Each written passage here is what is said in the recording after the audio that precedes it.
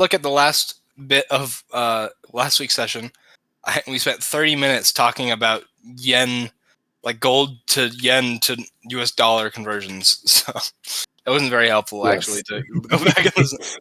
Very important. My goal now is to prevent that from ever happening again. I think I need to just be better at making a decision in the moment and not having to research it. And then after the session, I can go back, do the research, and then change things if I need to in the next session. Or do you feel like... I need to improve the flow of the session by also, too... Also what? And also just knowing that, like, we're going to Japan and we need money, so how are we going to convert gold to yen? Yeah. I think a rough approximation, but we spent way too long on that. So I will be better at improving the flow of the game by just making decisions and then checking them later. It's better to ask for forgiveness than permission.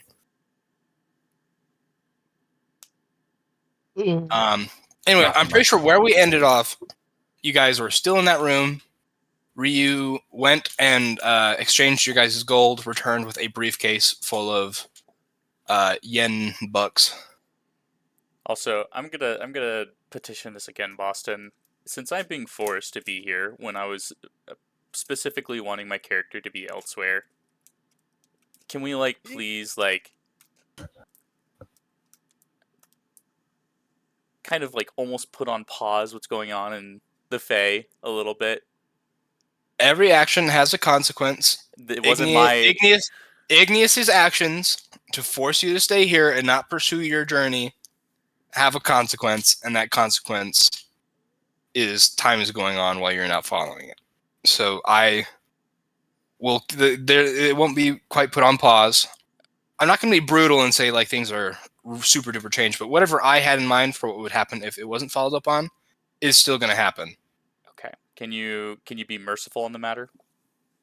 I mean, that string will still take you directly to Varian. So wherever he is, you will end up where he is. Okay.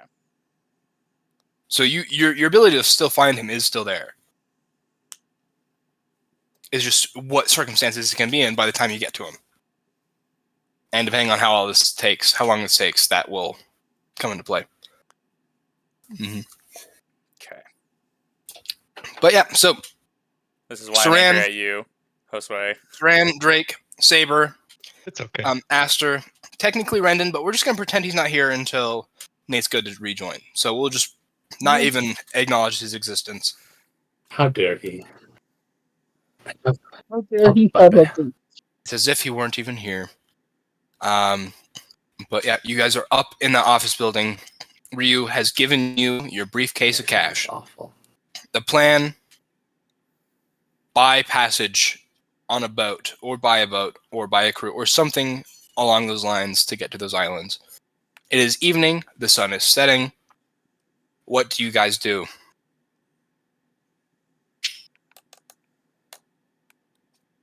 Oh, and you have no Igneous. Igneous is inexplicably gone. Of course he is.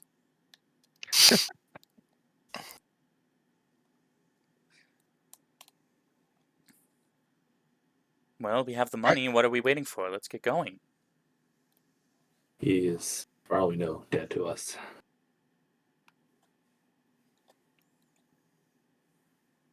All right, as you say that, Saran, Ryu picks up the briefcase, goes to the door, and says, "I'll show you guys the way." And then promptly walks out the building, expecting you guys to fall behind.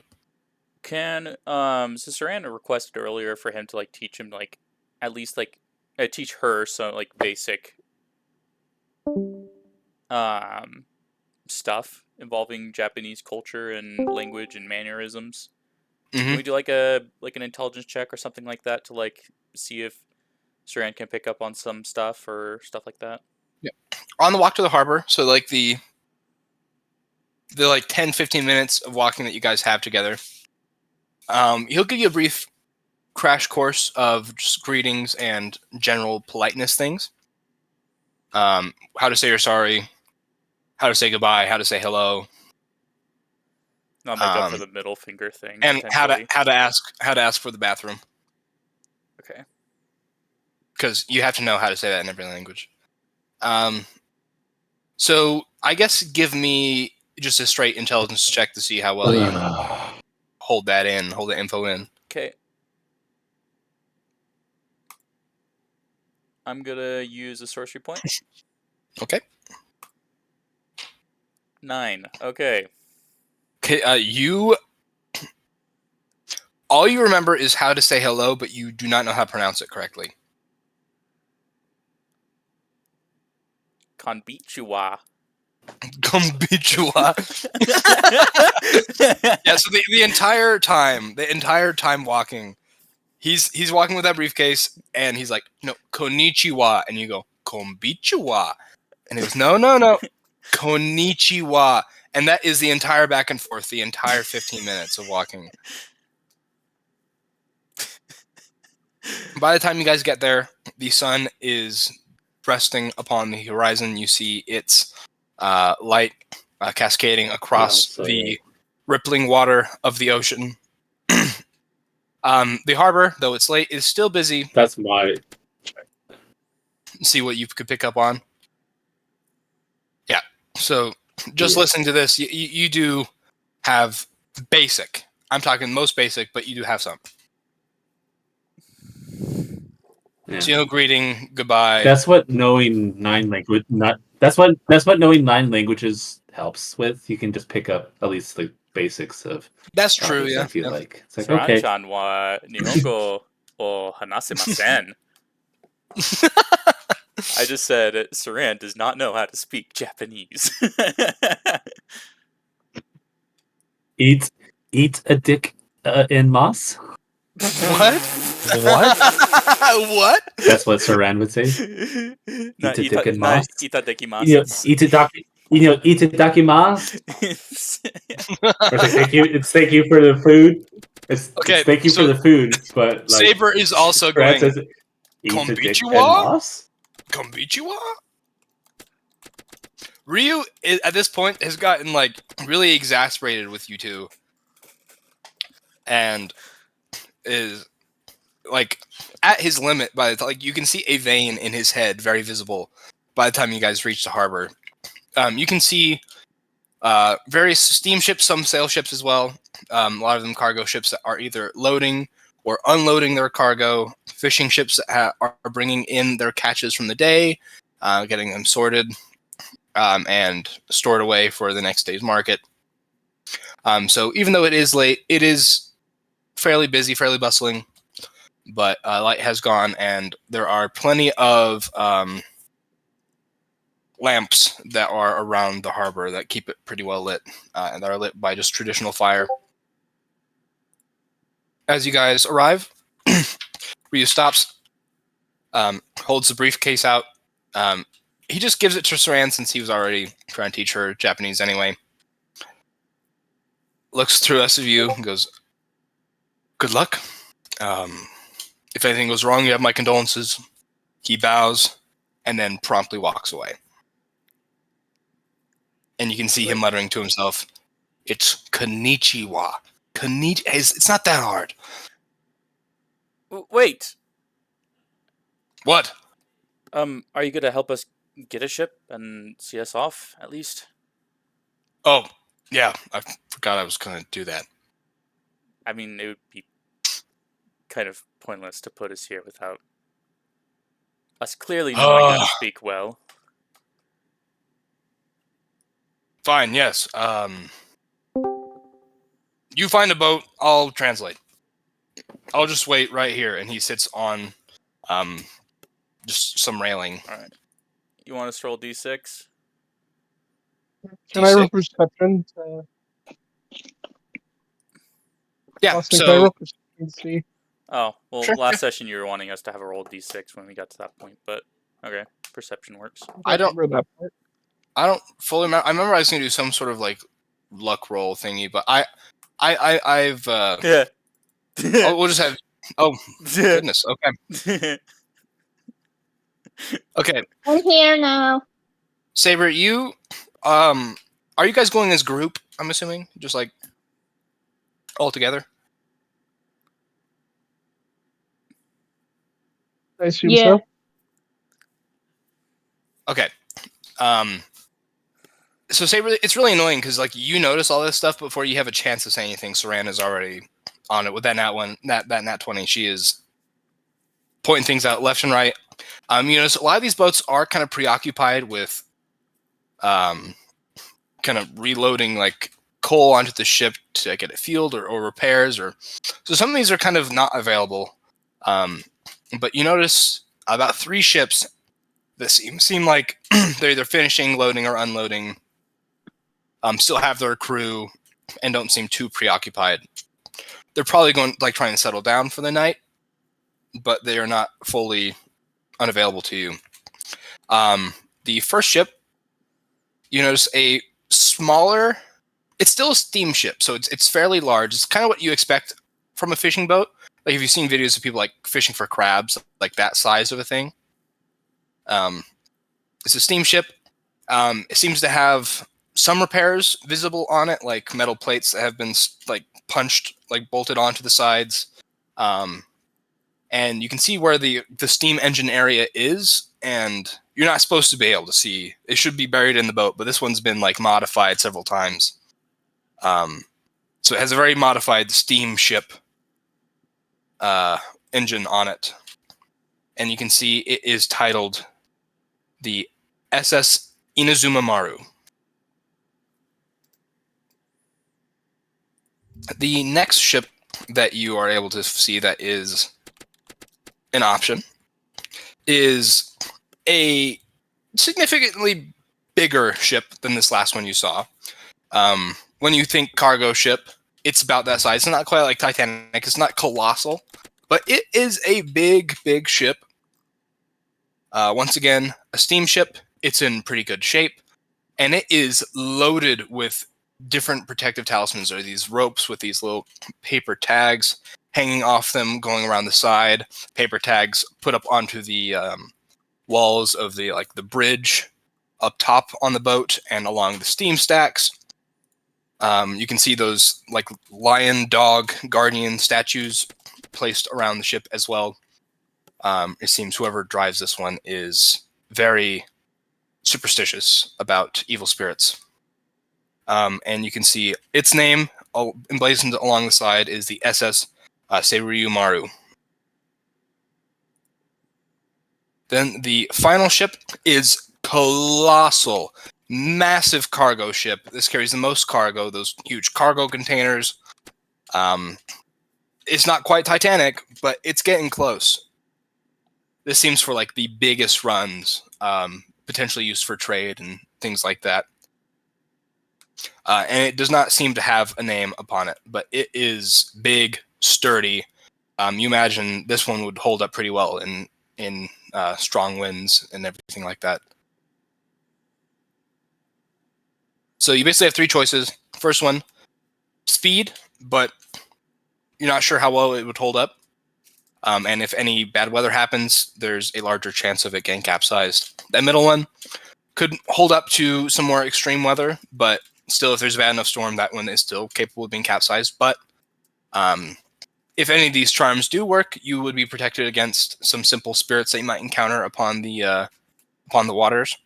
And then that third one, even if there's a horrible, horrible storm, it'd have to be insane to capsize this one. This one's pretty safe, large crew, but that could also come with its own issues. And the middle ship would also have a significantly sized crew as well. But those are your options. Gauging from the look of these, how different in terms of speed are they? Given your base knowledge of ships, you don't really know unless you want to attempt a roll. Those steamships aren't super common in the Fae, so this is not something you would have much knowledge about. So I'm going to make this roll a disadvantage roll, but you can roll some sort of history check or something of the like. Would investigation work out? Sure, yeah, give me an investigation with disadvantage. I choose the boat with all the stuff on it. I'm going to use a sorcery point. Reroll. 19. Okay. Am I allowed Do to you reroll? re-roll both dice? I'm gonna check that. actually. Do you re-roll both dice? I'm going to check that. That's literally what I just said. Yeah. I'm not saying it like that. I just kind of just saying it again, like as like me myself. Like, huh? I think either way, like the first roll would be if not, it would be the 25. So then the lows would be 15. So it's either 15 or 19. However, we ruled that. The wording it says is you can spend 1 sorcery point to reroll the d20, and you must use the new roll, potentially turning the failure into success. So it specifies. I'd say that you would before too. So you have to use the new roll, which. Oh, that's a weird one. I would say the second roll is just also at disadvantage. Okay, so it's just a replacement of the other roll, is what we're saying. Yeah, so it's just a 19. Okay. And with that 19, you don't know much about steamships, but you're assuming the smaller one would probably be the fastest. But like I said, it seems a little experimental and subject to weather. The middle one, perfect in between. It would probably be that week that you guys were expecting, a week-long trip. The other one would maybe cut that in half or maybe a little less than half, but it would be faster by a few days. The bigger one would probably tack on a couple days, but it's the most safe against the unknown things you would find out there. And like I said, that middle one has those protective charms on it. That won't. I vote for the middle. So we're in a sort of Goldilocks and Three Bears situation. I vote for the middle. True. So do you want to prioritize? Like, you want to max out safety, but take a hit in speed, have good safety, decent speed, or less safety, killer speed?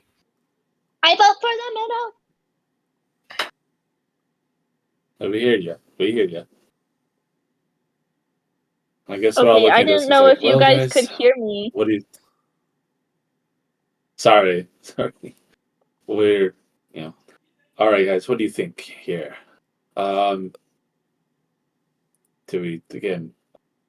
I feel like if we go slower, then I feel like a lot of things could happen, and we're just losing time. So we don't want to go too slow.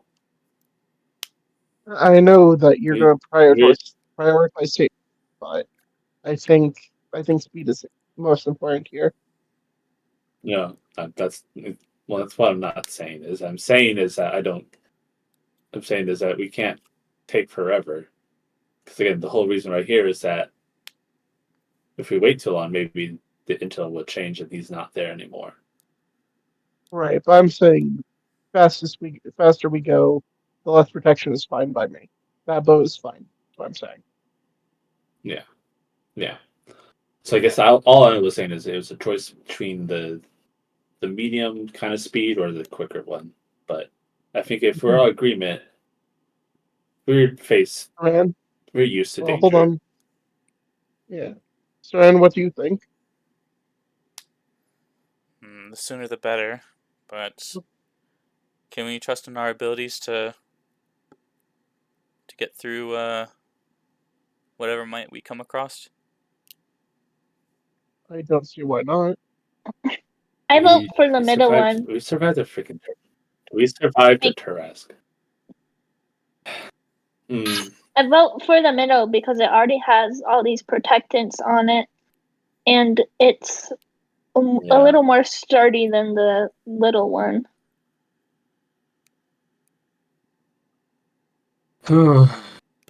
Man, I wish I was probably is the smartest. I know that's probably the smartest choice, but in terms of capsizing, I know I can survive, but I'm not sure about saving everyone. Same. I would just be able to fly or even turn into a fish. So same thing with you, Aster. Yeah. Saber, do you have any plans? I could give both Saber and Renton a ride. Saber isn't that big, so I could probably carry them both. I will say, in the case that you end up, say you make it halfway and the boat capsizes, it is a lot of miles, and that speed you guys are capable of going, it would take a long time, and your abilities are not lasting in perpetuity. So it might still even take a couple days to get where you're going or get back.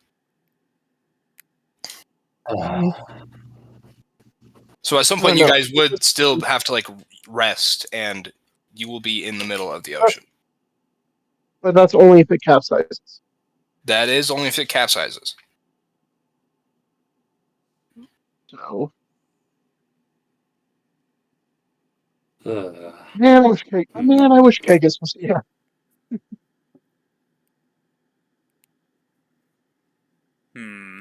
That's what Kagus could do. True. Well, Saran can control wind, so if needed, we could honestly defend the ship with like our spells if needed. But could you defend against a storm? I mean, me and Drake can manipulate wind, and do other things as well. I can turn into No. elementals. True. But like a giant wave, if it came at us, I don't think we could do anything about that. There's certain things. I could cut the wave in half. Literally. Freaking Moses parting the Red Sea here. Let my people go. I can slice it.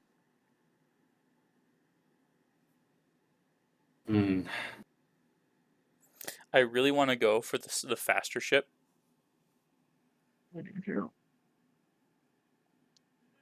It's like I want to, but it's also kind of like if we mess up though. Saran, you're the one who has the money. It's your choice, I guess. Oh my gosh.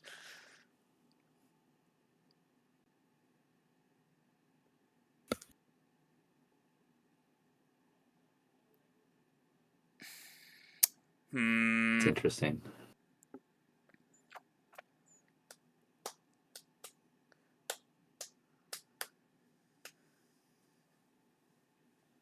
You know, if we had someone who actually knew the spell Wall of Force, like Igneous, for example. Spencer, we get it. You're not jelly. What's the one? Salty. Salty. At most, I have.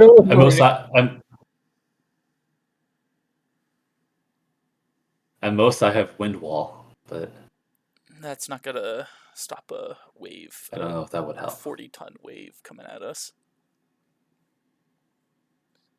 Either way, we're wasting time sitting here deciding, so we should make a decision quick. You could temporarily, if we get into a pickly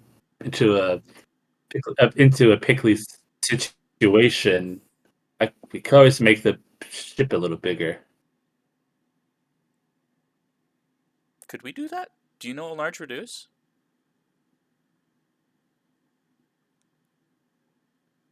Because I'm pretty sure in large reduce you can do that to like.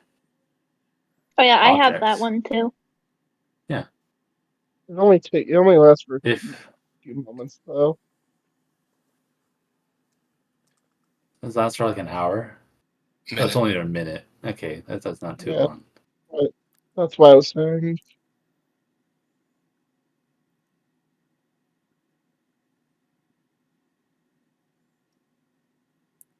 Man, I really want to chop off those few days. I really do. The safe route, but I really want to. Well, it's your choice. So as a recap, Boston, if say we're halfway, the ship gets capsized and we have to make travel by whatever we do, right? If the boat capsizes, you guys are pretty much effed. Okay. There's a chance, and there's always a chance of someone come by to save you, but those are all chances, and there is a chance that you die out on sea, or in sea. At sea.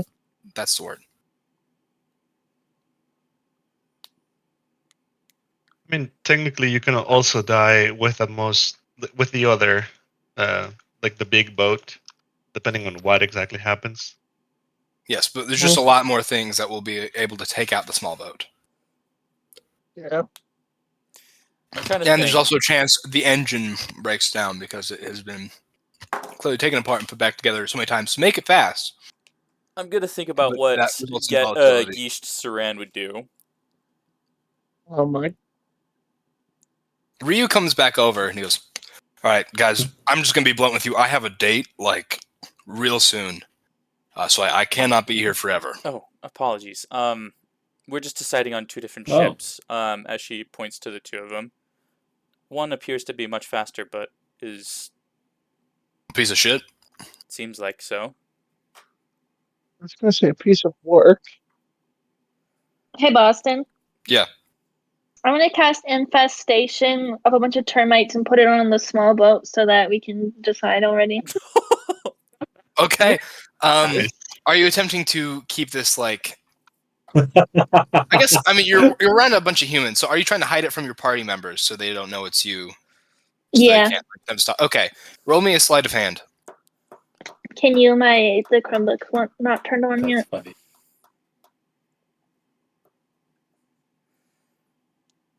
Girls get it done, guys. Girls get it done. Oh my gosh. And this is why Boston married her. I like it. Yeah, I respect it. Honestly, I'm gonna give you a D4 cool dice for that. Yay! You know, She got a 23. if that boat breaks down, we should go with the bigger ones. It does beat Okay. Saran's passive perception, so All right, Felina.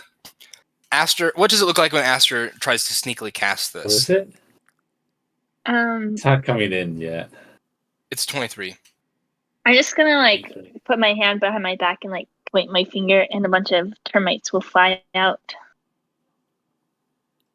But secretly, low on the ground, and they'll hop around. So they go across the ground, go up.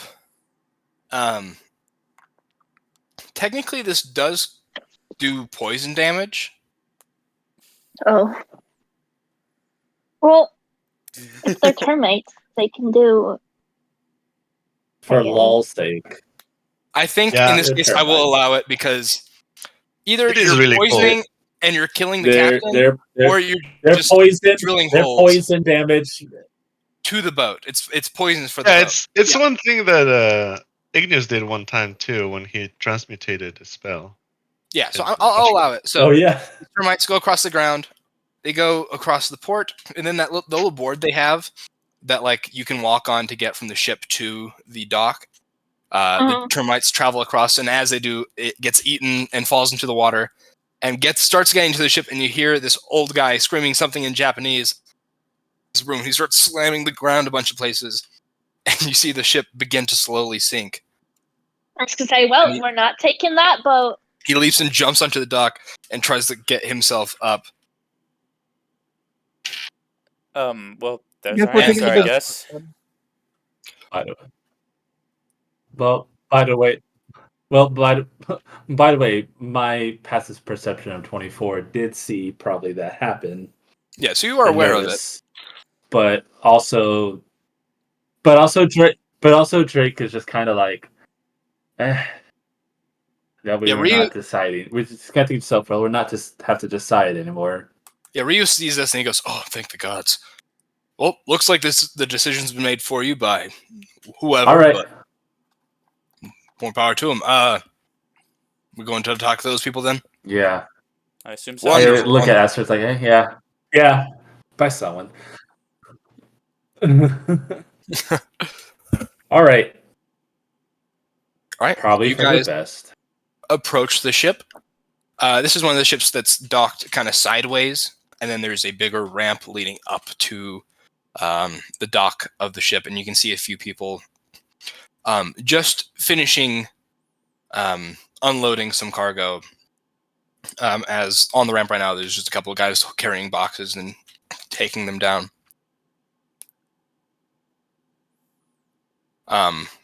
What do you guys do? Get on the boat. Well, first we need to. So,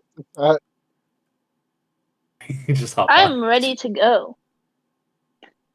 He's gonna be our Say translator, right? haven't agreed to anything. Yes, he is your translator. So in this case, instead of me talking back and forth, we're just gonna have a direct conversation. It's like in movies sometimes they like have the translator, then it like fades into them just having a direct conversation and understanding each other. That's how we're doing this. Okay.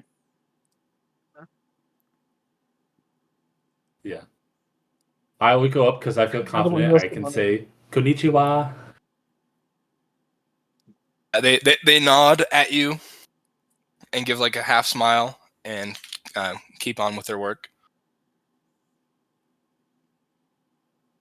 And I would say, translating through him, it would say, you know, hello, we're just wondering about being able to take passage on your boat here.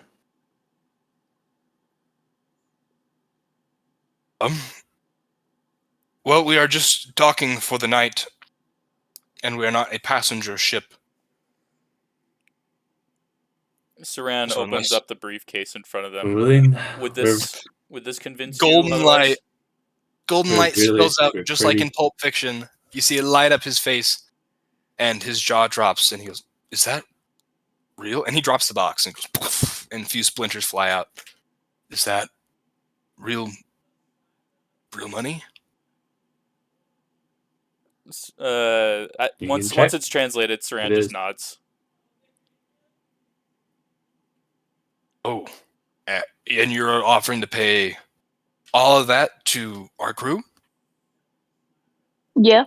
For passage. Let me grab the captain. And he runs up the ramp, almost knocking over the guy that was right behind him, who stumbles and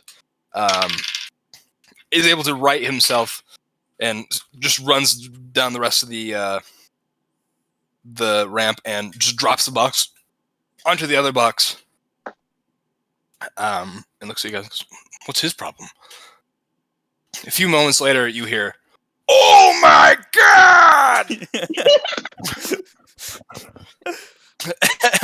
And coming running down is a very It's old like man. in a very over top anime Japanese voice.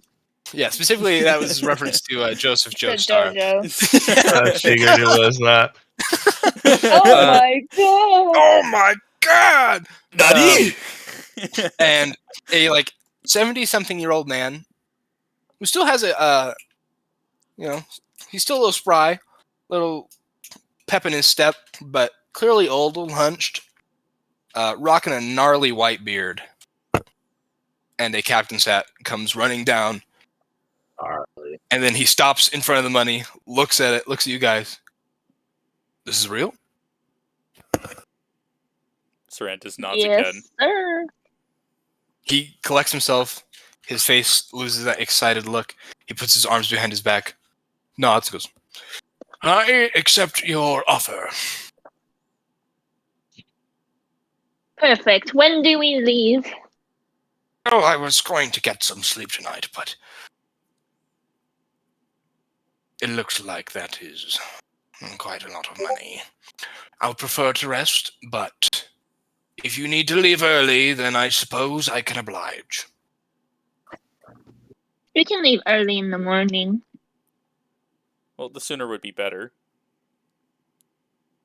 Early in the morning is fine. My crew is quite exhausted from quite a long day from picking up cargo from a place round the bend. I appreciate your graciousness in allowing my crew to sleep. You are welcome to stay on the ship. There is plenty of room. That's what is what I was planning on doing anyway. By the way, we didn't tell you where we're going. There's time to figure that all out. I would request half payment now and then half upon successful arrival. Is that fair to you? Saran just nods. Wonderful. That's fair. Daisuke, please collect the money and take it to my quarters. How rude of me, I've forgotten to introduce myself. It's My so name much money. is- You just take the half that's there and run. My name is Captain Saito Haruki, and he bows before you. Saito. Saran I'll bow back. does like a slightly awkward Bow bow, back? but like, Like a curtsy. I guess she's trying to like match the culture. Okay, you do basically just exactly what he does. Come. I'm gonna be like, so kawaii. Arigato. Oh, cool. Oh my god. All right, I put in the Roll20 chat his name. Oh, please come on in. Get yourself settled. Do you have any bags you would like us to carry for you? No, everything. No. What we have is what we have here. Oh, well, perfect. I'm assuming they can't speak Japanese. He says specifically to Ryu, which you guys don't understand. He nods. He just nods to the rest of you guys, gestures you to come in. Ryu goes, I'm good to go, right? Yeah. Fine. Bye. Wonderful. Fantastic. Goodbye. And he runs. And Haruki brings you guys up into the ship and shows you to the quarters where you see a few other people getting ready for the night who are very surprised when they see you guys. But Haruki goes over to them and whispers into each of their ears. And as soon as he says that, their eyes go super wide. They bow to the rest of you guys and excessively thank you. And then immediately begin like preparing the beds and like tidying them because they weren't quite fully tidied and looked like they've been like jumped on or messed around with, and they're fully prepare your bed, very nice for you. They're just down here jumping on beds. I was trying I was just trying to see what they said that 19. Well, it's all in Japanese. And the small lesson you got was not enough to really cover it, I guess. but I mean, given their reaction, he tells them how much you guys are paying. That's fair. Yeah. That's fair. After you guys are shown to the bunks, he then turns to you and like mimics the gesture of holding a bowl and like bringing a spoon to his mouth, and then looks at you with like a questioning look. Saran just nods. And she kind of like oh yeah, Boston got kicked. Gosh dang it. Yeah. Felina, you're gonna have to yell to your husband. As far as I would. Dude, I don't know why this is happening, but it's really, really, really annoying. I'm surprised you are on. Like my reception is pretty bad. Like every now and then, I feel like it's like you guys will be talking and then you'll be stopping, and I don't know if you guys just are sometimes just not talking, or if there's just like trying to catch up. Yeah, it can't be the Wi-Fi because Felina's on the same Wi-Fi. She doesn't know. I something with my computer. No, I'm on my data. Oh. Mm. Maybe it is the Wi-Fi. I don't know. It does. I'm on Ethernet, and nothing else is cutting out. I think it's just Discord. It could be that like my computer is straining itself to run all this stuff, and so it drops the call because it's having a hard time keeping up. Yeah, that might be. But anyway, he gestures eating food to you guys, and then raises his eyebrows. Saran nods, and she also nudges Saber. Like, this is your opportunity to get some food now. All right, he leads you guys to the mess hall, which is also below deck, where there is a. Has did the one guy leave, or is he with us? He left. Which guy? Ryu? Yeah. Yeah, he ran away. He left. He had a date. Oh, had a date. I was gonna. Well, I was gonna ask. I was gonna be like, "Oh, you got a hot date. Who is it?" He was definitely in a rush and did not want any small chats or small talk, so he's gone. The cook, you see, is a woman, very sweet looking woman, young, and she's cooking up a meal. It smells fantastic. And you see, basically anyone else who would be on the ship is in here waiting for the food to be done. Delicious. Oh. Ow! Boston, What? an entire pin went into my leg. Ooh, how'd that happen? Ow. I sat down and it was in my... Why are there pins on the ground, on the couch?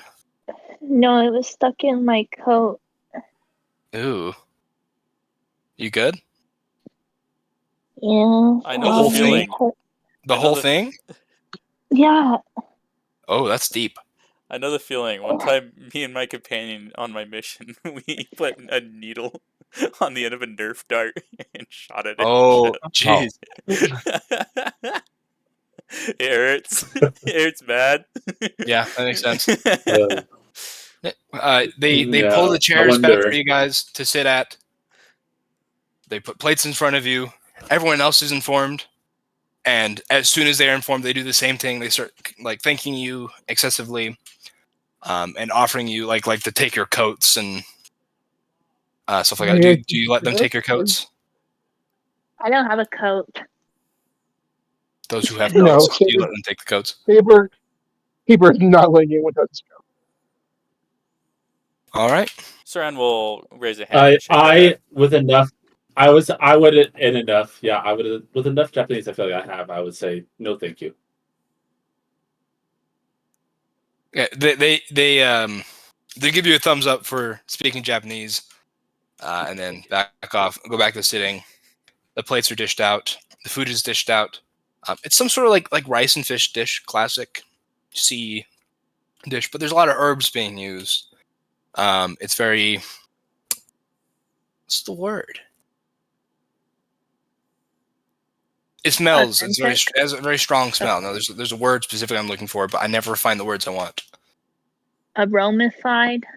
Aromatic. It's a very aromatic meal, Aromatic. and it's delicious. And there's not much conversation because they know they can't talk to you. So they just keep like taking bites, smiling, looking at you, nodding. And then they do you guys do anything during the course of dinner or just eat? Again, just every now and then, just with a couple of words, I feel like I would picked up. Let's say, very good. Saran Oh, is- going desu. The cook and has sat whatnot. down, says thank you, and bows at you as well. This is a very, very warm reception. They are very pleased at the amount of money that you guys have offered. As Saran eats, she Kind of unrolls the map whispering that so she that- has and kind of just like stares at it. Gotcha. Someone give me perception. Just one person though. I will. Okay, go for it. Boom. Okay. Oh, Wow. okay. Okay. That works. Yeah, I'll yeah. let you- You notice Wow. Okay. one of the deck hands is, I mean, the way he's sitting, he's like his arms are around his bowl as if he's protecting it, and he keeps giving you guys really suspicious glances. He's like the only one that hasn't been overly grateful. Like he was excited at the number, but he's taken it more in a suspicious light. He keeps giving you guys super suspicious glances. He thinks He's not we're bought it. gang members. And he's hunched over his He's kind of like arms blocking it off. suspicious. I'm gonna whisper to whoever's sitting next to me. Just roll a And D6 tell or them. something. See who's sitting next to you. I guess it'd be like a D4 maybe, since there's maybe 4 of us. Is it 4 of us? Let's see. 1, 2, 3, 4. Okay, it'd probably be me And then sitting next to you if we're going off the order on the bottom of the screen. Okay. Yeah, so I'll just whisper to you and be like, hey, that guy's looking at us a little strange. Saran kind of looks up and looks in the direction. I assume I see him as well. Yeah, you see him, and as you meet your gaze with his, he looks away immediately. and then kind of side eyes and goes back to his food. And around this point, another person joins. By now, that with this guy entering, there are a total of 10 crew members that you have met. This last guy, you see him pull out fresh gloves, the blue doctor gloves, snaps them over his hands, goes over to a plate of food, pulls out a small cloth, a glass vial, and then turns the glass vial over onto the cloth, applying some sort of fluid, and then wipes down the bowl, all the silverware, takes it with the gloves, and bows, looks at you guys, doesn't spend much time on it, and leaves the room. We smile back and bow, or at least Saran does. Yeah, I will too. Uber doesn't care. All right. Dinner finishes up. Your plates are taken from you. And then they offer to guide you back to the bunks. Yes. All right. Do you guys just go straight to sleep once you return back to the bunks? I would say before Yeah. we What do, do you I'd guys say do? Yes. we're kind of alone, right? We're kind of alone right now. Right? Well, also none of them would understand you if you did speak. But you're not we alone. are alone. You're not alone in the bunks. No, you are bunking with We're the rest of still the crew, in except for the with the captain rest and the of the first crew. hand. Can I but explore? With most of the crew, you're with them. Can I explore the ship? Sure. What are you looking for? Just getting a layout of where everything's at and stuff. Sure. Give me a perception or investigation roll. Okay. Did you add your cool dice to the nat 20? No, I didn't. No, Okay. she rolled a d4 to see who's sitting next to her. Okay. You're able to get a pretty solid understanding of the ship. It is a pretty big ship. And you start to get lost once you start getting around the engine area. But I mean, there's the bridge where the captain is. There's the captain's quarters. There's cargo hold. There's the crew quarters, engine room, storage room. I mean, that's really about it. There are a few extra empty rooms that aren't used for anything in particular at the moment. Seems like this ship's kind of working a skeleton crew. Like, it's made for a lot more people, but there's not too many currently occupying the ship. Okay. That's all. I'll just wander around. With the women, I will say you guys are taken to a different quarters where the chef and as well as the steward.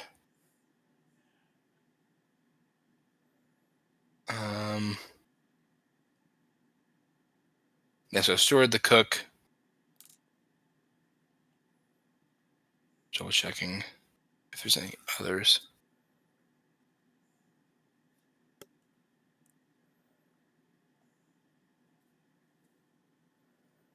Yeah, just those two. So Saran, Aster, and then the steward and the cook are all in the same quarters.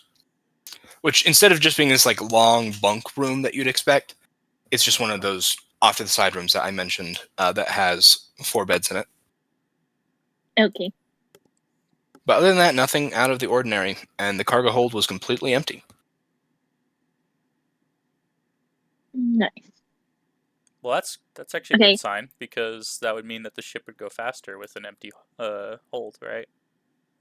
I don't really know, actually. Probably. I mean, less Usually weight means... Usually that's how it works. Yeah. I mean, I don't know how, like, with water that works, but yeah, probably. Well, there's a concept of momentum, which is with increased mass, you have decreased velocity to have the same amount of momentum, which momentum is generated by the No more science, no more science, no more science. Shut up! Okay, Drake, do you want to go off somewhere to be alone before talking with everyone?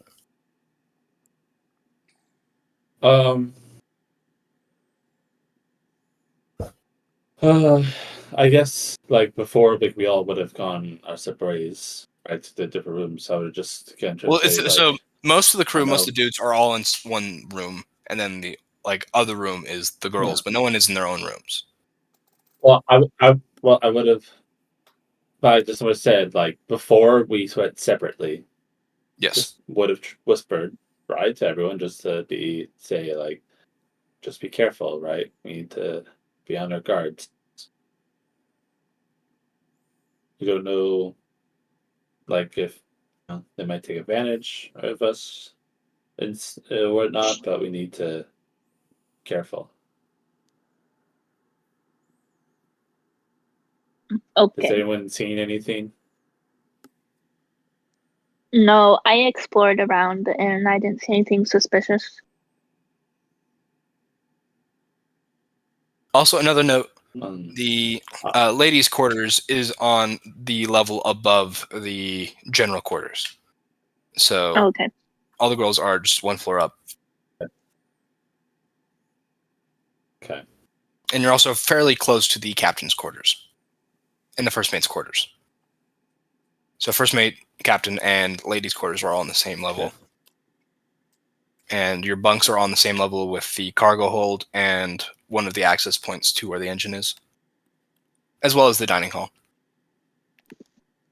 Well, at least the storage room. The cargo holds one down. But anyway, yes. Anything else anyone would like to do? And I don't know.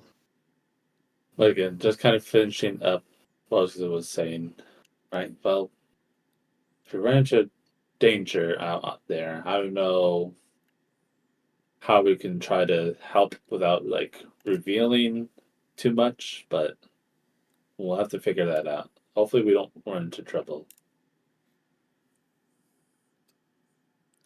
Yes. All right. Austin, do the beds have it? Okay, you said the answer. Right. Do the beds have what? Oh, you just answered it, so. Yeah, there's space under the beds. That's where a lot of people keep their stuff. Yeah, Saber's gonna go under the bed and sleep. Okay. You get some weird looks. Clearly, some people are wondering why a child is with you guys. Oh, yeah. But they see a child doing weird stuff and they just accept it. Just a silly little Japanese child. Yeah. And everyone goes to sleep. Saran, It is an uneventful. Oh, yes. I was gonna have Saran kind of go to like the front of the ship and kind of just have her take in the I guess the night. Yeah. You see the fading and sparse lights of a sleeping Tokyo, a city in the midst of a rebirth and reconstruction and a modernization. That doesn't happen until after World War II, which it's not World War II yet. No, it starts. It's already started. There's an earthquake a few years ago. A lot of modern things have been brought to Tokyo. It's not as big as it's going to be, but you get the sense that this is a city that is growing and preparing to shoot up. I see now. Okay. But for the most part, it's quiet. It's peaceful. And to Saran, this reminds her of the cave that she grew up in, because it was kind of on a coastal area. Mm-hmm. And it just makes her think of her mom and the situation she's in. And she mutters under her breath, "I'm sorry, Mom." And then she goes to bed. All right. That's so sad. An uneventful night passes. You did this, Igneous! For the guys, there is some severe snoring. These guys all need CPAP machines. Too bad they haven't been invented yet. So it is like not the easiest sleep you've had, but nothing crazy happens. Do what? Said I feel targeted. And morning eventually comes. You guys are awoken by all the crew members getting up at the butt crack of dawn immediately to get the ship prepared to leave. They're moving quite frantically to get dressed. They bolt out. You assume to get some coal and things like that, so the ship can leave as soon as possible.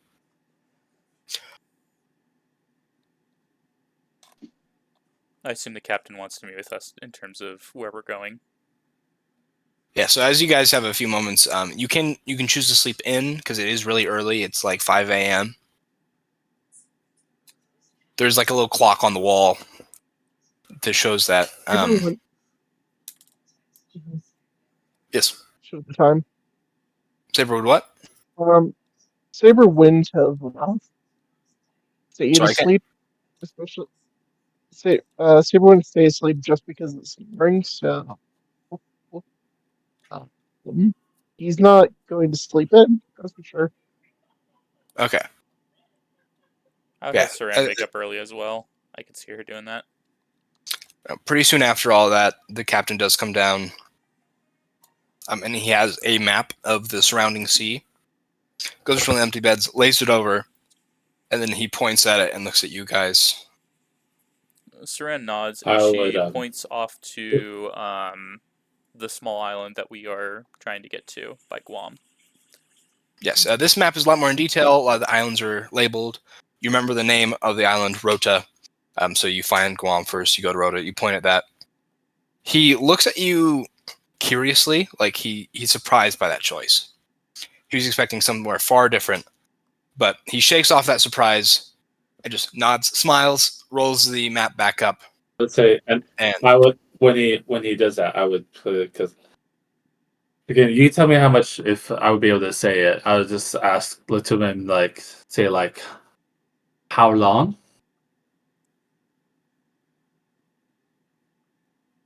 I don't know if you would have been told that specific of a thing. And that or 15 like maybe it'll like point to like or maybe like point to like a clock or time and or like something to be like like takes like the length or the time at which it will take to there. roll performance Like to I would try like and go from convey like this. point from where we are to there. May I say that? Okay, Okay, he may understand you, but would you understand what he says? I mean, he could always hold up a number of fingers. Yeah, just roll a performance check to see if you're able to convey this. Yeah, he 15. gets what you're getting at, and he nods and goes, "Oh yeah, yeah," and holds up seven fingers.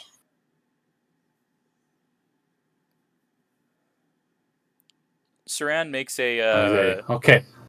Saran makes a thank you. circular finger notion, kind of like indicating like almost a round trip, and then she gives a thumbs up, thumbs down. Okay, that one's a little harder. Give me a performance check. Okay. Oh, that was with disadvantage, but still, it's 24. Okay, he makes seven. He makes the seven on his hands, and then like puts his fingers down and puts them back up again. Well, yeah, but I'm just indicating to him like it's a round trip, if we needed it. He nods. Okay. Saran bows. I don't know if it's gonna be a round trip. He bows back I don't know if it's and gonna be a round trip. leaves the room. It's a just in case. Boston, Yes. while we were sleeping, I'm gonna prepare the spell comprehend languages Oh, wonderful. Oh, and then finally. cast that on myself. How long does that last? 1 hour. Can druids prepare that? Yeah, I think so. Let me check. I can prepare any spell I want. No, it has to be in the druid spell list. Yeah. Oh, oops. Oh, I see. I guess I cannot don't know. Yeah, unless like you had unless you picked up like somehow like some other way, but yeah. Yeah, I don't think I you don't have. think that's It's a just druid spell. Just druid spells. Oh, oops. Never mind then. Let me Oh, see my if there's a internet's so different one. slow.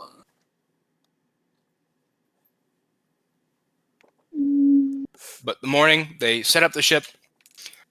Takes about an hour to get everything all set. They get permission to leave. Are you guys hanging out in the bunks, or where would you guys go to once you guys are all ready for the the day. I just go on deck and like look at the ocean and stuff. Sun quite hasn't risen, but it's starting to. You see them all hard at work, and the captain, who has settled everything, everything's finished, comes up to you, gives you a thumbs up, and opens the door to the bridge. You hear a loud "bum bum" as do the rest of you, and the ship begins to billow steam as it is kind of warming up. I would say this startles Saran almost, but she regains her composure because she isn't really familiar with those kinds of sounds. Who is all on deck? I would say Saran. Aster is Okay, both of you guys give me perceptions. okay.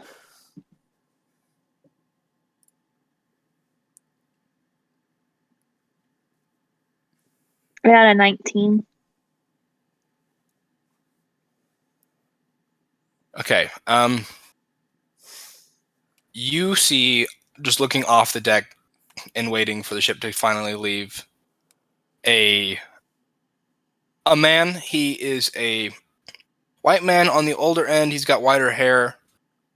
He's wearing robes, and appears to be doing some sort of roll religion to actually see what he's doing. He's doing something weird around the ship as he's like walking the length of it. You don't really know what he's doing, but he appears to be doing something with his hands. You might even like seems maybe it's magic, something like that. Stran, it kind of looks like he's blessing the ship. And as you look down, he kind of makes quick eye contact with you, and he gets startled as soon as you see him, and he sort of backs up and begins blessing even harder as he's like slowly stepping away. Saran just waves. Also, probably because this is going to have an impact later. Saran, in the night, she put the suitcase in her bag of holding. The rest of the money and all that stuff. Okay. Cool. Good to know.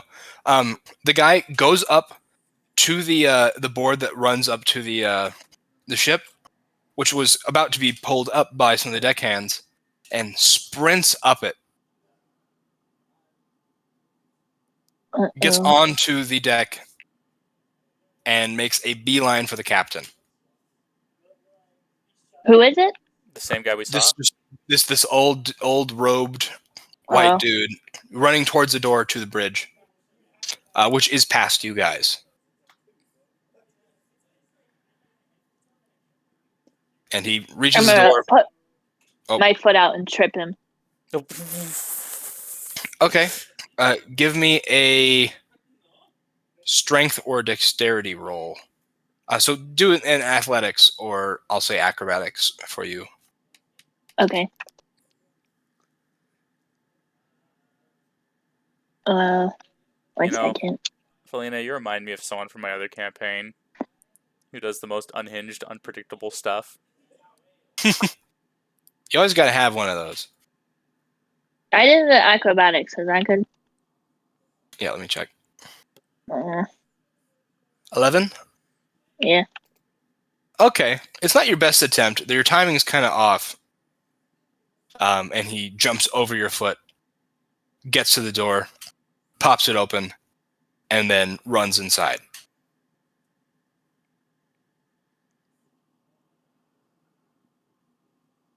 Okay. You hear a bit of like frantic back and forth Japanese.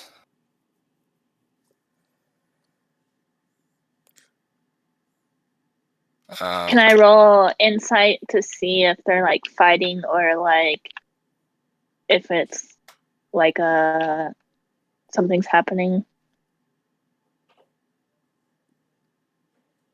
Sure, yeah, go for it.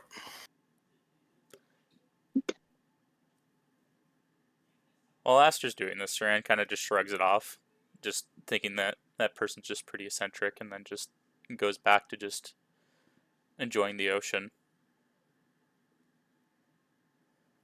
I got a 19.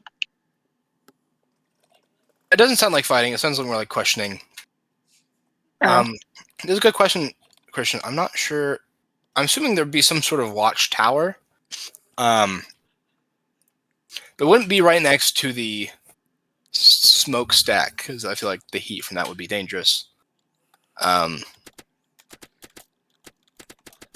I'll say there's a tower kind of adjacent to the smokestack that has this sort of spiral staircase going up to it, and then has a sort of crow's nest. Can Saber attempt to go up there? Yeah, super easy. You shoot up right up there. You see the old man goes out of the bridge, a lot calmer now. Still visibly a little concerned. With your insight, yeah, there's just a bunch of questions being asked, rapid fire, and he begins to approach Okay. you as if he going to talk to you guys.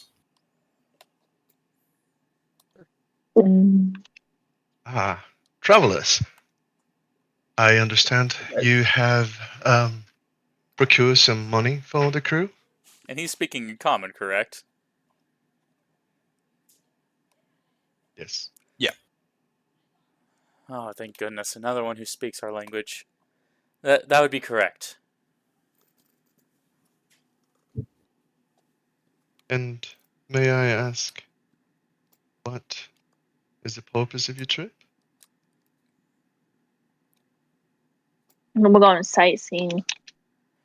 Well, To that particular island? a little more than that.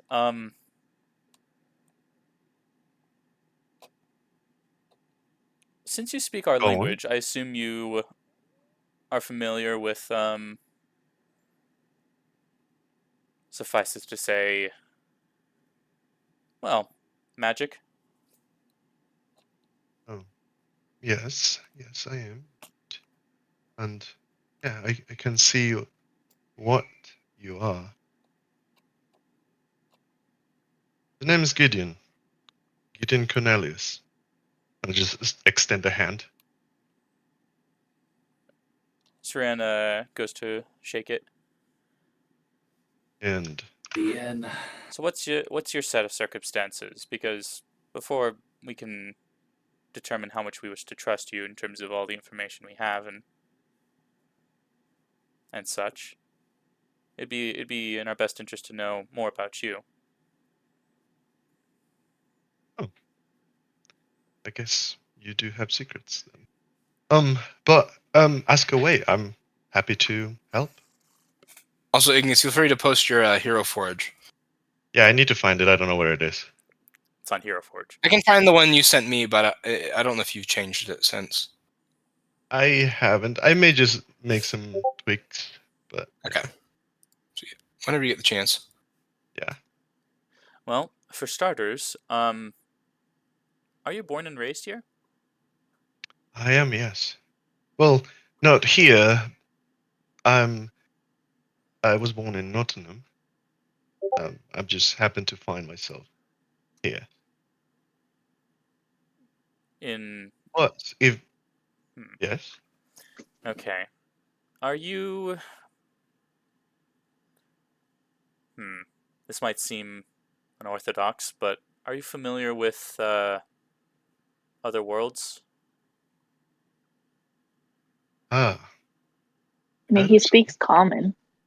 Yeah, but I've heard of some, and yes, my wife is not from here. Say. okay. Well, But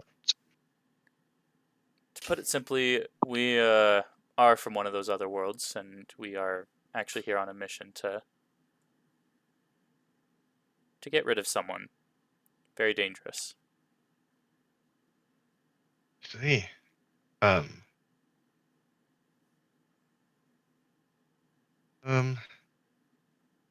Why?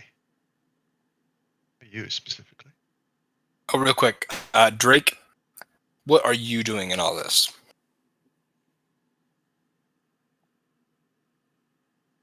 Hello. Well, imagine this was.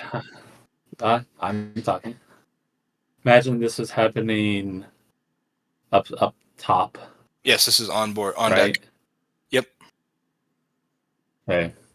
What's all the guys downstairs doing? They're What just have they been doing? they're prepping a ship. The helmsman is at the helm.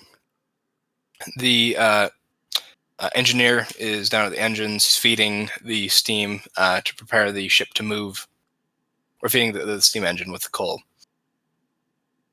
So they're all just in their own respective parts preparing for the ship to go. A lot of people who don't have anything to do with the ship actually moving are just helping carry crates of coal down to the engines and just prepare for the journey. Drake feeling like, he doesn't want to be like averted, whatnot. He would try to see if like he could help at all. And so, again, just so to whoever looks like they might be able to help, or like tell him maybe what he could maybe do, I would just say like look to him and say, "Help me." I mean, me help you. Help, Kinda. Fred. Help, friend. They profusely shake their head Okay. and just repeat, "No, no, no." And they simply just squeak out, "Rest, sit." They're being paid a small fortune right now, so they're willing to do just about anything. Okay, picking up on just how bowing is so important. When they say that, I just kind of bow humbly. They bow back. And I guess I would start to find everyone else. What's Saber doing? Saber is taking Christian. watch. Anything you're looking for specifically upon the crow's nest? Knowing that there's danger, Saber's just kind of keeping his eye out for big shadows in the water. Okay, roll a perception. Mm-hmm. Perception, persuasion. There's Guys just working there. It's like, whoa.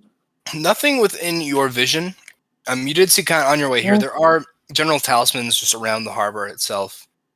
It seems like there doesn't seem to be much near the actual bay itself. So yeah, for as he's far just as up the there. eyes can see, you guys are safe. With that, you do see Aster and Serena having a conversation with Gideon down on the deck. Yeah, I'm gonna stay up here and just keep taking watch every now and then. All right. So I figured while I'll try to find them, I eventually go up and I probably come in midway during their conversation. As soon as Gideon sees you, she's I'll be like, like,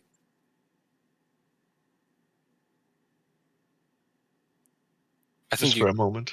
oh, He like gets startled seeing a bird person. Yeah, he's just startled. hello. Like,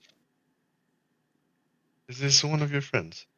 He is. I assume then given that you've grown up here on Earth, that you aren't familiar with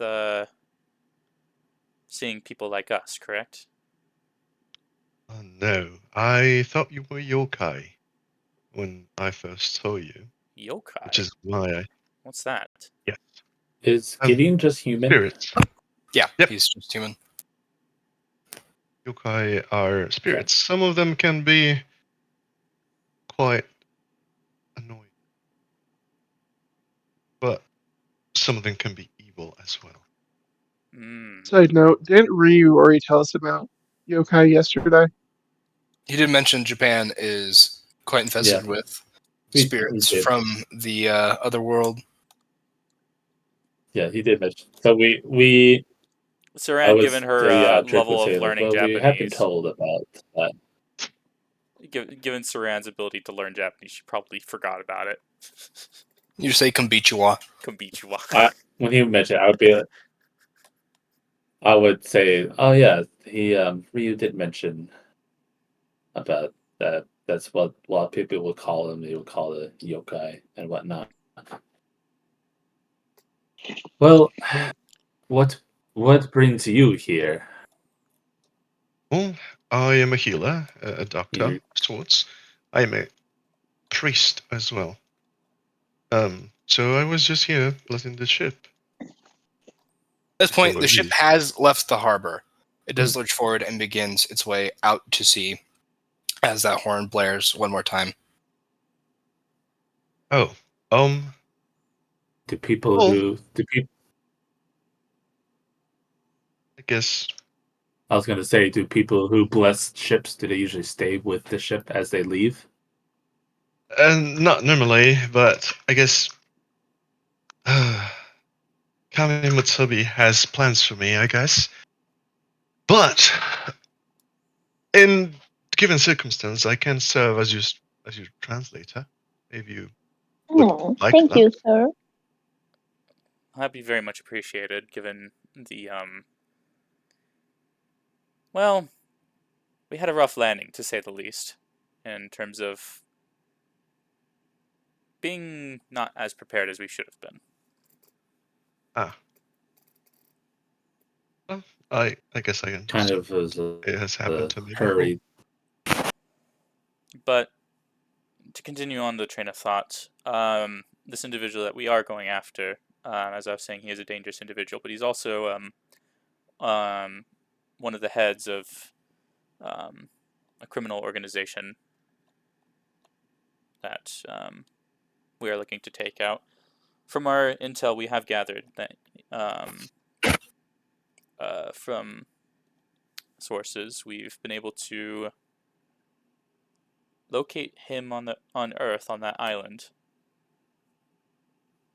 and well, our hopes is that he's there, so we can get rid of him. I'm sorry. I am still a little bit taken aback by the whole other world Oh, thing. yeah. But you are here to kill a man. Well, correction. Less so a man. Well, a person, a living being. Going back to the definition you gave of the whole yokai thing, you might consider him as one of those.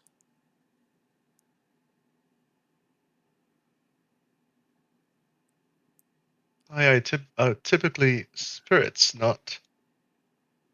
Well, less human, I guess you could say. You talking about yokai again, Gideon? And he pats your back.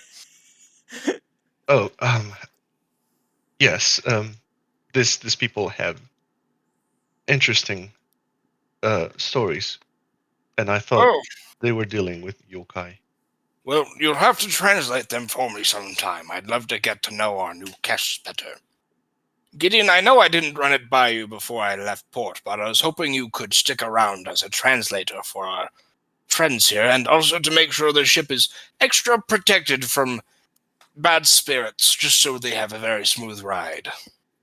Oh, absolutely. I will be very happy to do so. Wonderful. I hope your wife wasn't expecting you home soon.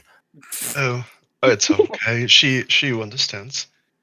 It's Proceeds to go on a part quick of it. 5-minute adventure. The 5-minute adventure. Goes to a whole other world just to leave family behind. Well, Hey, you're gone for 2 weeks. Nope. Gone for 3 Don't years. worry, Chris. Where have you been? Another I'm world. going What to do you get mean? milk. Nope. That's what I was gonna say. Going Going to get to- milk. Does he have kids? how Yeah, are the actually, do you kiddos have doing, kids? Gideon? Are they growing up good? they are doing fantastic. Thank you for asking. All 13 of them? Oh, yeah, 15, but 13. yes. 15? Jeez. Damn, that wife of yours is cranking them suckers out. Well, it was a set of twins, but yes. My wife had Any 2 kids, adopted and ones? they both hate me, so I don't know how you do it. You're Oh, such a they're- saint. Oh, Any no. of them? Huh? Are any of them adopted?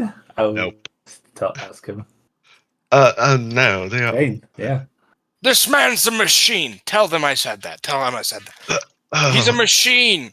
Oh, you don't have to. Saran mutters under her breath. I don't even think my mother has that many.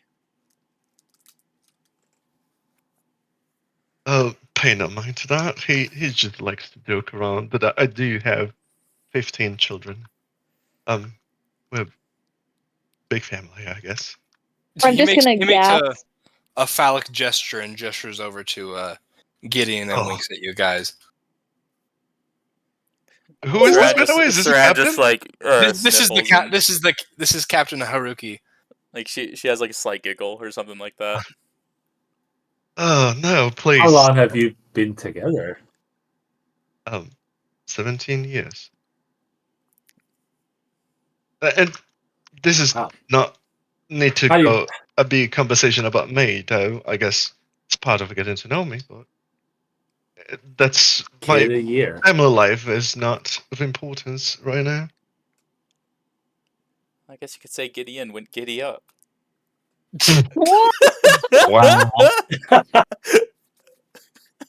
Well, I'm just assuming you're translating. Well, I guess so. Basically, the way I think this will work is as long as Gideon is in a room, people will understand each other. But Josue, you have complete control over editing or changing words or removing them entirely. So if someone says something and you say, "Actually, I'm going to translate that differently," then just say that. But I'm Okay. just going to assume everyone is understanding each other, just so we don't have to do that back and forth constantly. Okay. Most of the time, he will just translate exactly just because he doesn't like lying, I guess. Okay, Captain Haruki begins laughing hard to the point where he starts coughing a lot and is keeling over and goes. I'll just go to help him if he's choking, I guess. Dr. AG, the man who came in with the gloves to pick up his dinner last night, comes rounding the bend and goes up to the captain. Captain, are you all right? And he immediately begins measuring his sword and goes, AG, I'm fine. Leave me alone. And as soon as he gets his hands off of him, he immediately sprays some sort of sanitizer on them and cleans his hands vigorously. Then he looks at you, Gideon. You've met this guy before. You know him, though you probably wouldn't be the biggest fan of him. He's always been off to you. So he just looks at you, gives you a nod, and goes, Gideon? I just nod. Captain, I didn't realize we were bringing him along. Yes, well, the more the merrier. Anyways, make yourselves comfortable. It is going to be quite a long time. I don't know if you have much experience with sailing, but it will get very, very boring very, very quickly. So just buckle up. I hope you brought cards. Saber and Drake actually do have sailing experience. Oh my god! Why is that child up there? Someone get him down. He's going to hurt himself. Saran my looks I'm up. fine. I'm fine. Child? What Gideon, child? go same that child. He points to the crow's nest where Saber is peering out. I'm assuming he is with you too. He is. I just yell, I'm fine. I'm keeping watch. He'll be fine. That's no place for a little boy. I got to say, I have the eyesight of a tremendous- god. I said, "Oh God."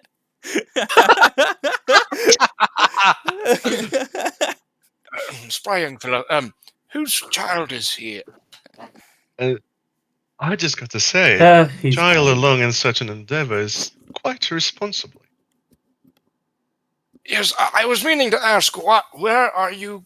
Why? What business do you have in Rota? I yell down, I'm going to kill a guy. Oh my goodness. Well, Don't children, Oh ignore my him. god! Ignore him. children these He's days, fine. they're so violent. Kind of, I'm trying to Vacation. I wouldn't All translate. those damn war books they keep reading. I also don't think the war helped. Certainly not. I keep seeing them playing soldiers and pretending to kill each other in the streets. They'll find out in about 20 years. It's your child. I'll leave you to do with him as you please. Well, All right. I'm going to get back to navigating, so we get right where you're going as fast as possible. Saran The bows men and says love- thank you. Yeah. The men love to gamble. Thank you. They'll do that quite frequently if you wish to join. Ooh. Goodbye, and thank you for your generosity once again. I will not question you further. Are we gonna? Are you gonna be gambling again like we did during the tournament? I'm good. Tournament? Great What? stop one for What gambling. tournament are you talking about? Just we've been No, all that on- was out of character. Oh, That was okay. out I of know. character. I know. I'm just playing, I guess. So By the way, he is. That's not, of course, like my son or even a kid. He is. He's like 20-something years old. He just got turned into a child. No, I am physically 8 years old again, Thomas. I mean, you're physically, but you are older, but that you were turned back into a child. That's what I'm saying. Hey, Boston. Yeah. I'm gonna go down to the main bunking room Okay. while everyone's gone. And I'm gonna cast Infestation. Oh my. Oh my god. Why? Okay. I'm gonna put bed bugs in everyone's bed. No. Okay, you conjure up these bugs, What is wrong lift the with mattresses, throw a few under You're gonna each freaking one. kill the whole crew with poison damage. No, you? Yes, not enough to good thing I hurt, sleep on the floor. kill anyone. Oh, I'll put some on the floor too. Okay. And then I'm gonna just like leave and go back up top. Can this be a normal as field you trip with Miss Frizz? No way! As you're leaving, you bump into that one I guy mean- who's given you weird eyes before, who is just running back to the room. Of course. As he bumps into you, he says something in Japanese, you assume sorry, and slips past you. Can I spy on him? Sure. Do you try and pretend to walk? Like, what do you do to... I'll just peer in through the. Okay, give me stealth.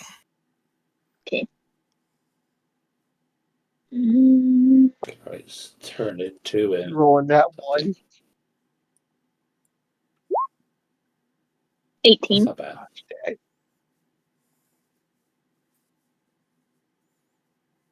Okay. You go, you stop walking, go to the side of the door, peer in through, and he walks into the room, starts looking around, and immediately turns around and makes eye contact with you, and smiles and nods again, and goes back over to his own bunk while keeping his eyes on you. Opens the bag, grabs a pack of cigarettes, smacks it against his hand, opens it, pulls one out, goes up to you and offers one to you. Oh no. Oh no. Oh, She's gonna I'll get him, take one. get her hooked. Isn't she like supposed to be like? Ah, Isn't she supposed to look like a teenager or something? No, she looks like early 20s, I think is what we said. The Fae has Yeah. been introduced to cigarettes. He puts them in his front pocket, pulls out a lighter, lights his, and then lights yours with his cigarette. Takes a drag out of it, Whoa! nods, and walks away while keeping his eyes on you for a uncomfortably long time before heading off somewhere else. Whoa. Whoa! Can I roll perception and see if he's flirting? Insight? Yeah. Yeah, go for it. I need dash sticks. 23. He's suspicious. He's not flirting. No! Aww. Okay. Does He the knows. bigger question knows- is Aster take a smoke? He knows you were trying to spy on him. He is fully aware. He rolled a nat 20 on perception. Toll. Ugh. Yeah, Felina, do you take a drag of this cigarette? Yeah. Give me Constitution. Okay. A save, if you would.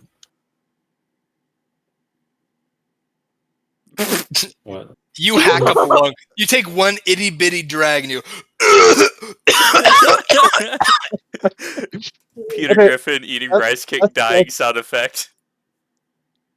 And as soon as that happens, the doctor rounds the bend, fast as possible, comes sliding next to you, pats your back, lifts you up, immediately begins listening to your heart.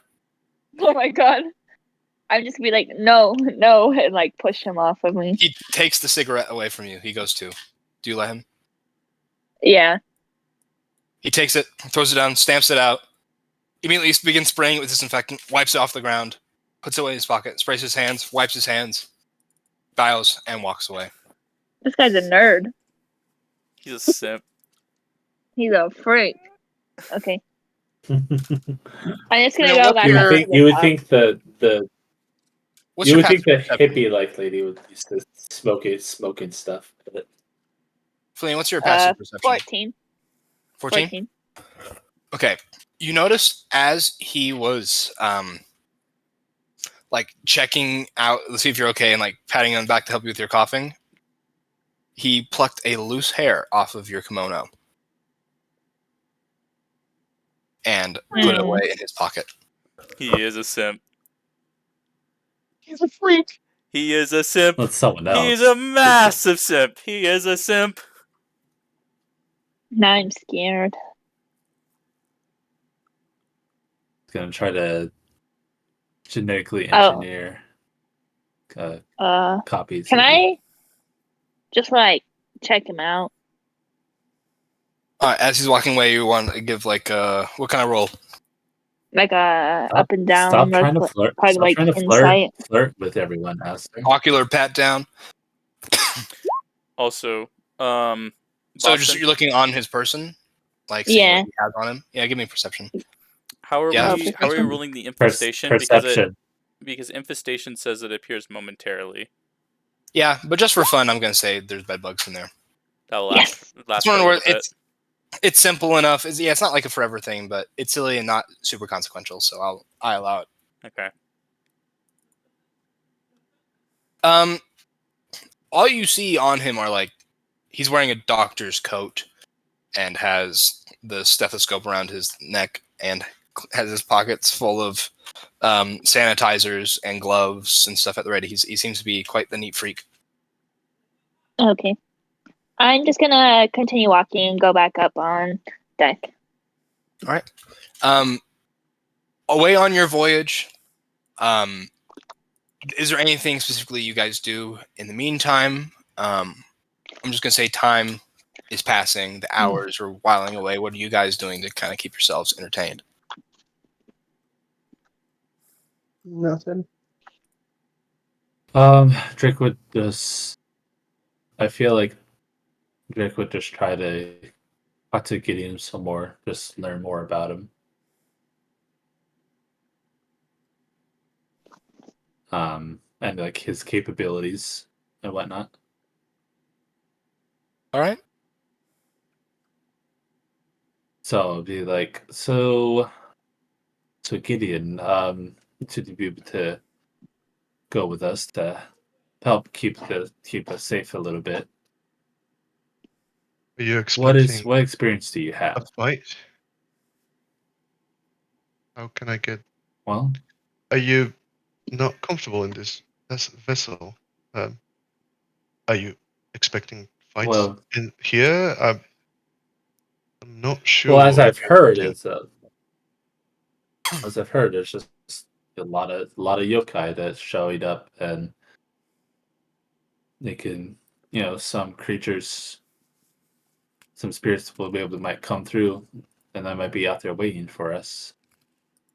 And we're not necessarily going to require that you help us in the fight if you're not wanting to, and also if you're not Yeah. capable of surviving. I am definitely not assisting in fighting. The violence has desecrated the land for so long, and I do not wish to partake in it. But I can assist in I other do. ways.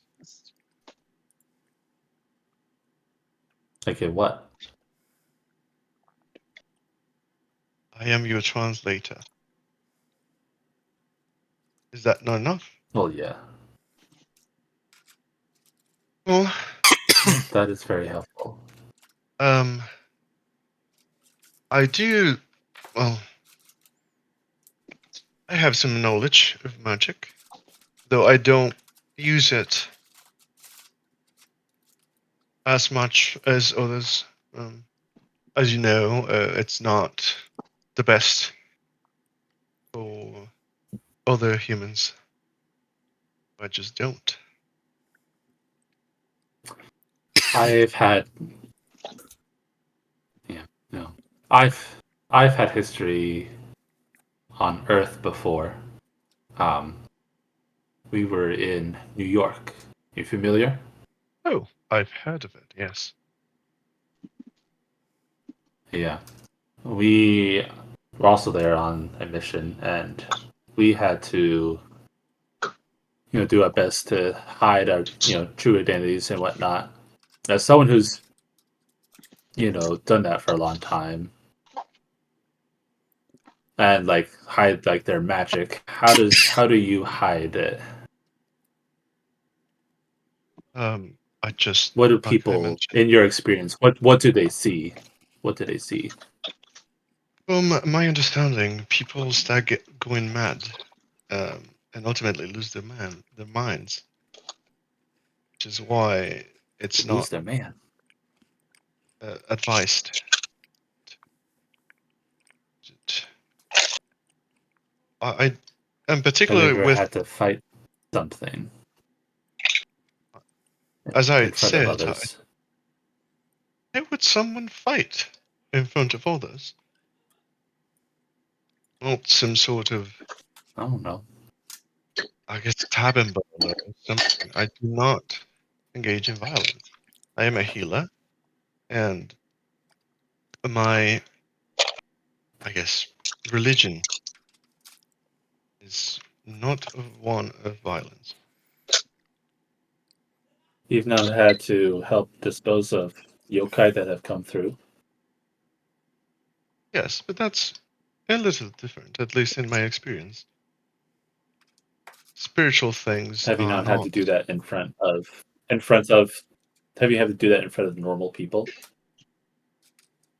No. It's always been within my village, or I guess my wife's village. In that case, all of them are special, if you will. Saran chips in. She's gonna Hmm. say, "So how did you come across magic then?" Oh, well, during the Anglo Japanese alliance, which unfortunately is no longer a thing, me and other men were sent by His Majesty King George V to Japan on a diplomatic mission. My vessel capsized. It was my wife's clan that saved my life. Well, They, well, I didn't even get the sense that you weren't Japanese. My bad. I don't know if that was clear. wait, say that again? I mentioned he was a white dude. Yeah. Oh, sorry. You might have said it. I just was hearing, Well, or like maybe my You're good. internet was crapping okay, I out didn't for a hear the minute. question. And he said that you. Sorry, I missed the last part where you said after your ship capsized. Oh, it's basically that his wife's clan, like tribe, village, saved him. Some kids spotted him in the shore, and Are they all human? uh, they are human-like. Um, Pointy ears at all? Slightly. Some the Japanese locals call them oni, but I do not believe that is exactly what they are. Boston? Yeah. Are there any like fishing supplies on the boat? Can I be fishing? Roll investigation to find a fishing rod.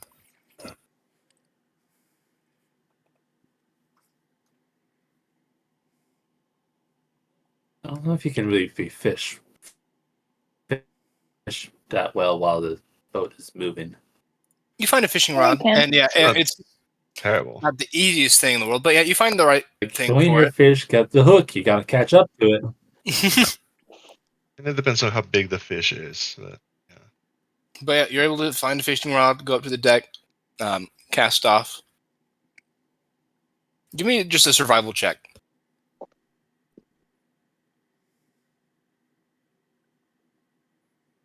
Um,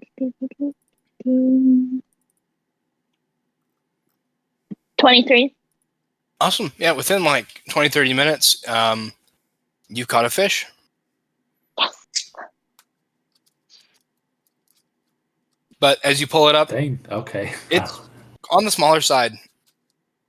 It's about the size of like just your forearm, like from your wrist to your elbow. It's quite thin. Is it a pike? I don't know what kind of fish would be in these waters, but something like that. Nice.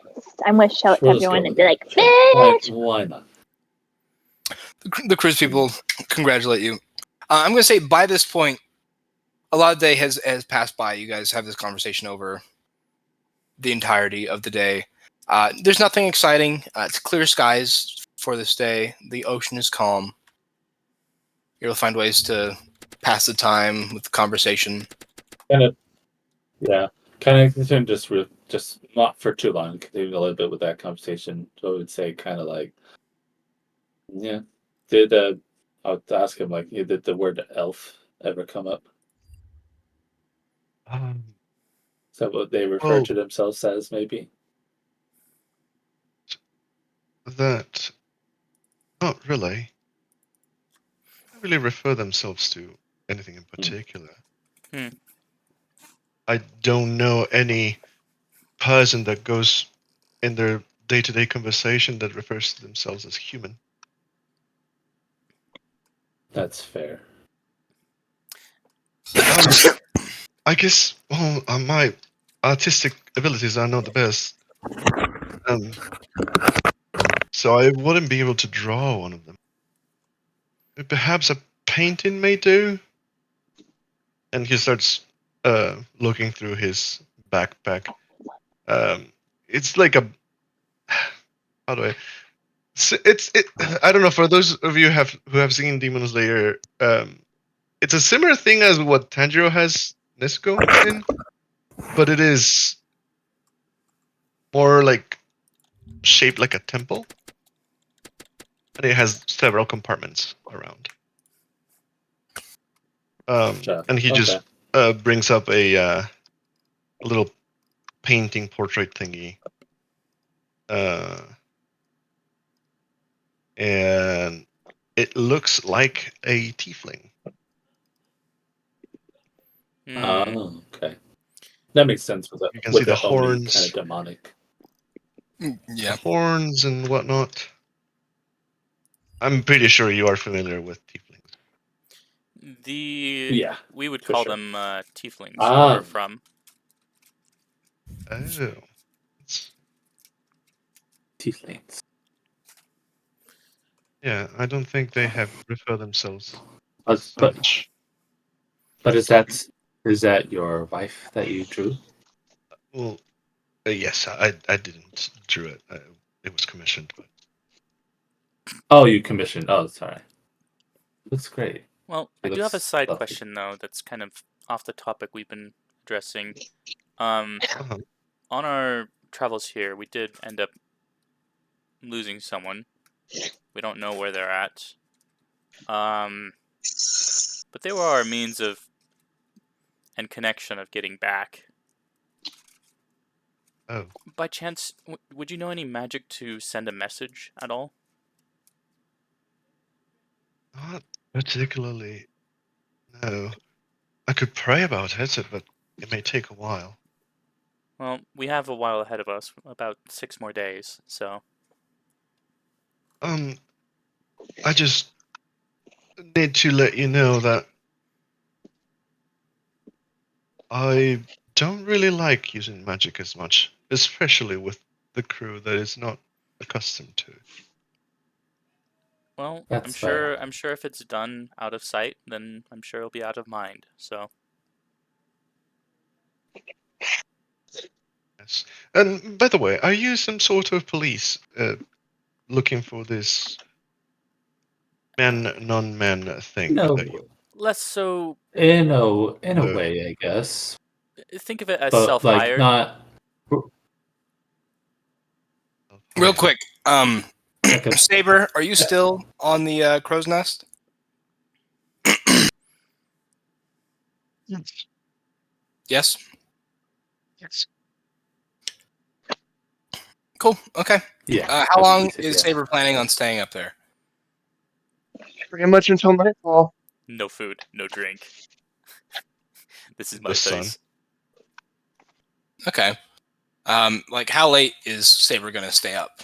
What time is he going to go to bed? He'll probably go to bed around 10 p.m. Okay. But get down. He'll get down from there probably around like 7:30 if that's when nightfall is. Sweet. What's he doing to keep himself entertained? Is he just keeping an eye out the whole time, very vigilant? He's keeping an eye out, and then when he once he knows he's clear for now, he's just gonna talk to Finn in his head. Okay. What do you say to him? It's just more discussing on theories for Jerry as well as uses of electricity and missiles. Okay. Okay. Gotcha. But nothing in particular that. Nothing He's in a- particular right now. Sweet. Okay. I'll say about this point, sun has begun to set. It's probably about Saber. You would have gotten down. It's probably reaching about 8 o'clock. Some of the other crew members are winding down. Some of the ones that aren't right away needed. I've gone down to the bunks to just sort of rest. The cook is whipping up a dinner. Anyone else doing anything specific other than like your guys' conversation? Of course, we'll return to that. But outside of that, Oh, I'm gonna bring my fish to the cook and give it to them. okay, yeah, you go in there to her and she takes it from you and bows and looks at it. It's really not a great fish, but she smiles and sets it off to the side and chops its head off and then smiles at you. Aww. Throws it in the trash. Is Aster upset by that? She throws it in the trash? No, she doesn't throw it in the trash. She just cut its head off No. on a cutting board, No, like she's gonna Oh. use it. No, that's fine. Okay. That's why I gave it to her, because I want her to use it. Okay.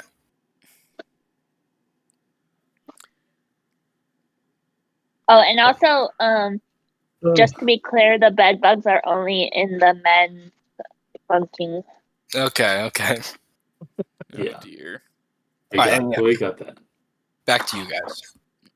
Well, I guess the term that we use would be adventurers, but a more term that you might be more familiar with, I guess, could be mercenaries. Not quite though.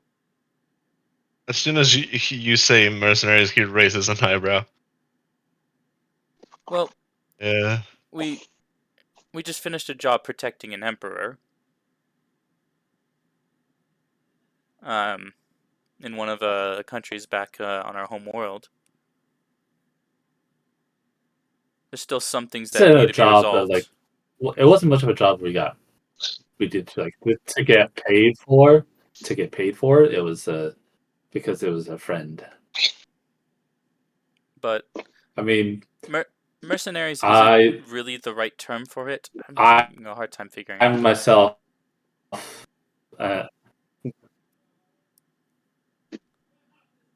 Well, You I mean, for the most part, we're just trying to do good, and every now and then we pick up a job or two to get some money. You did mention adventurers. That sounds awfully like expeditioners when New World and continents were visited first. So I think I understand. Yeah. I hope there's not. Oh, I mean, I guess in adventuring, know there's a that- little bit of that. that this wouldn't be good to say as a servant of the king, but I hope there's not as much colonization as it has for adventuring. Sorry, you were cutting out a little bit. Well, he's basically saying that he hopes you are not colonizers as well. We aren't. Rest assured. It's Oh, nowhere. I am. Aster just walks into the She's not here. conversation. Because yeah, like he was basically saying that he wouldn't Yeah. be. We're Taking- here to do a job. They don't like that, but yeah. Yeah, we're here to do a job and then plan to leave. Is there anything else you would like to know about me? Sorry, you were kind of quiet at the end. You need to speak into your mic more.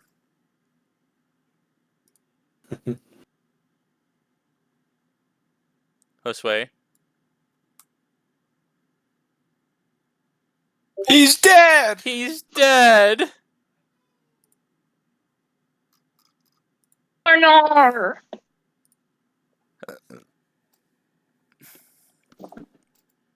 Oh no. Nope. Stop! He's already dead. Me? Yep. Okay. Okay. I think my I microphone. think it just. No. I think just a lot of time maybe you were just talking quiet, and it just wasn't doing the best at picking you up. I feel like, So what was that last thing you said? but I forgot already. It was something about like asking if that was it or something like that. Nope, can't remember. Okay. I was just focused on fixing the microphone. But Saber, anyway, are you still looking That's out for things while you're on deck off the crow's nest, or are you? Yeah, Focus on something else. I'd still be keeping it a little bit of an eye out. Not like as much though as I was, just because I can't see as far. Give me another perception check. I mean, at this point, because the skies are so clear and the sun has fully set, the stars are visible. A lot of the crew has come up to look at stars, and even the cook comes up as she goes, "Dinner is ready," and then stops and looks up at the stars with everyone else. Oh, they're beautiful. It's been so long since we've seen them. 22. What do you mean so 22? long? Saber, as you're keeping an eye out, excuse me. you spot a silhouetted shape floating in the water just ahead of the ship. What do you mean by silhouette? Like just a shape of something? In the dark, I mean, it's this like lump almost protruding out of the water. Does he let everyone else know? At the distance you can see it at, there's not much detail you're able to get. It's quite a ways away, but it is in the path of the ship, and it is like it's not huge. It's maybe the size of like a large person or like a haystack, something like that. Is Saran on deck? I think He everyone's is. on deck at this point. I'm gonna sign in Thieves' Cant about it to Saran, just telling her to keep an eye on it as well. I'll point it out to her. She looks out. Does she? Do you want me to make a check as well to see if I see it? Yeah, just with how far it is. Go ahead. It's hard to get a grasp. Okay. The whole sorcery point spent. I mean, and all that there's stuff. others next by to you. The whole There's sorcery also next. can. There's also other people. Yeah, but Thomas. Sorry, That's just Wait. talking. I think it's because of his delay. I was trying to. So the whole sorcery point spending thing, it says after I fail, so it's under the idea that you did fail a skill check. So I'm gonna. Is it alright if I use a sorcery point? Yes, yeah. Go ahead. Okay, because me failing a perception check is pretty depressing. Do I notice this too? I have a passive perception of 25. Because it's passive and something pointed out to you now. Oh, I have a Um, passive perception you- 21. Well, that doesn't help.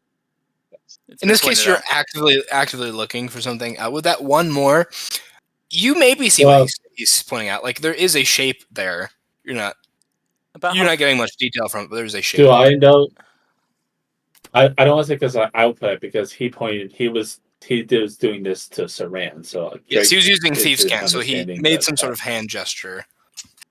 So unless you know Thieves' Cant, you don't really know exactly what's going on. So I don't know. I can't say. I would say because I'm not actively looking. Yeah. You see, like Saran look in the direction, but I'm gonna cast True Seeing. Yeah. I know it's Okay. a 120 feet range, but I'd say this is I would look at her and be It's like, getting within Saran, 100 what are you looking at? hold on one second. I don't know yet. You see Saran mutter an incantation, make a few movements. Her eyes light up with magic. And after waiting a few more moments, it comes within the range of True Vision or True Seeing. With True Seeing, Tip that. it's. I'm going to take the rules of True Seeing a little loosely. In this case, there's sort of this ghostly aura rising up off of this thing. Whatever it is, it is a being. Oh. All right. I rolled a 24. That I kind of know that she's trying to see something. I also look over. And you spot I it. got the Yes, you 24. spot this thing. I'm gonna see that they're looking at stuff and then walk over to them. And at the distance it's at now, Can I tell? you see Was that 24? it's hairy. Yes, yeah, it was 24. It's a hairy thing with its head hung down. Everything. I And know what it it's is. motionlessly sitting in the water. You say you do, or you don't know what it is? Seeing this, I think I know what it is, but obviously I don't think Gideon seeing has this, I noticed. DM me what you think it is. I'm just curious if you got it right. yeah. Let me 1 second. I don't remember the exact name, but okay. Am I allowed to make an Arcana check to see if Jake I might know what it Constantine is? Can Sure. Also, this is in the ship's path, so the ship is close to hitting it at this point. Yeah, I was gonna say as soon as I saw that, I would turn to Gideon and be like, and tell him, let the captain know that there's something just ahead of the water, and then probably need to stop. It looks like there's like someone I'm gonna re-roll or that. something. Yeah. Oh, that's a fail, probably. Yeah, you have no idea. You're like a Does gorilla? Gideon go? Is Does everyone? Gideon go? What's that? Go ahead. Hello. Go ahead. Did you Josue? hear what I said? Yes. Is Gideon Hello? going to talk to the captain Yeah, about this I at would the tell. gateway? I would ask.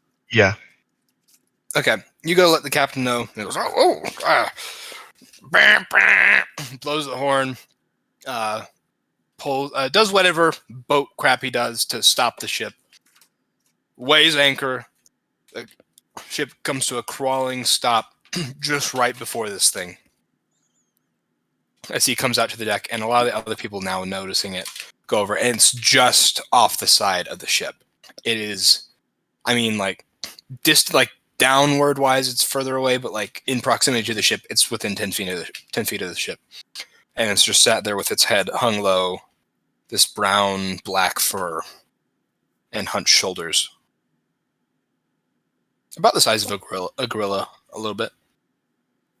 This one, I really want to do It's the something. gorilla in the water. Now that we can get a clear view of it, can we like post what it looks like? Not quite yet. If you have a post, like it's something. Not quite. Okay. Not quite. And you can see one of the guys. Can I tell like what its nature is? Like, is it What's that of even mean? this world, or do I know of the other world? Give About me world? either a nature or arcana check. When you guys can see Taro, the guy that has been giving you guys weird glances, he's ran off and very quickly comes back with a rifle and goes right up next to the edge of the ship and is just holding it, his hands shaking a little bit, looking at it with a very tentative look. Captain goes, I'm gonna stand next to him. okay. I put my hand up.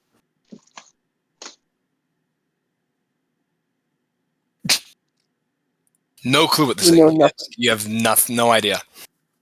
And And as everyone You know goes over to look at it, you see no it idea. begins to rise.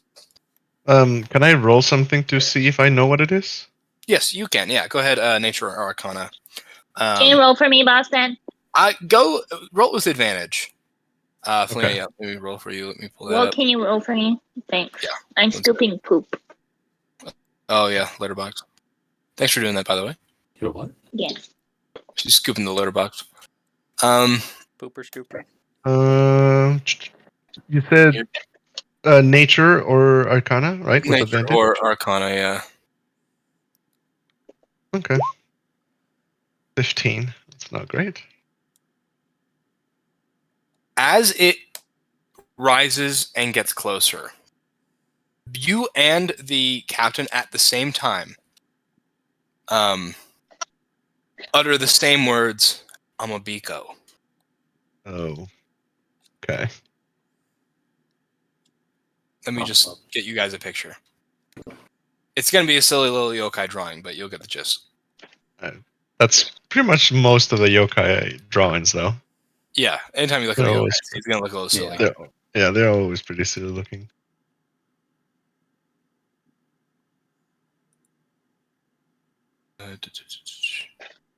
Pictures, camera roll. I Worship was spell. sorted by Amabiko. Where is it? Mr. AMAI. Amabiko. Oh my lord, where is he? Oh, okay. KO. Oh, my I got it goodness. right. I can't find him. Okay. Do you want me to send it? I have a picture.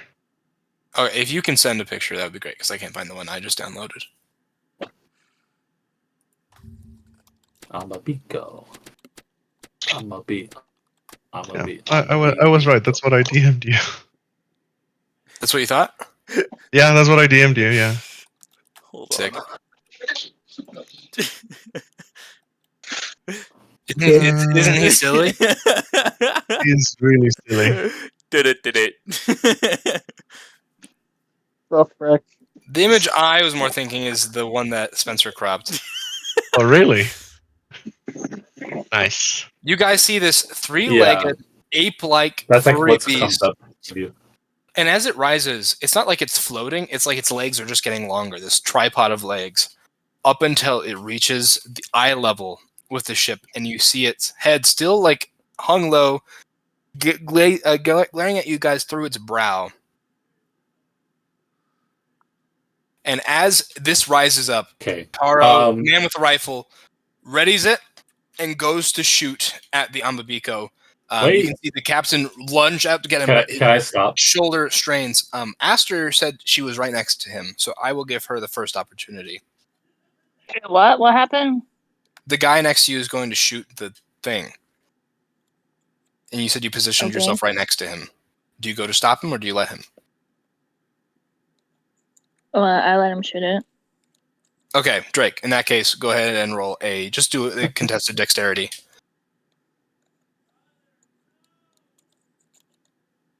Okay. I'll roll this dexterity check. Yep.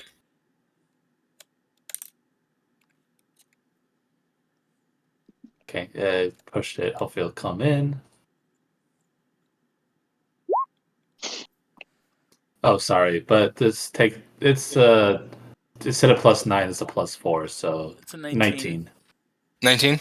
Okay. You just beat him out. So he raises the gun. What do you do to stop him?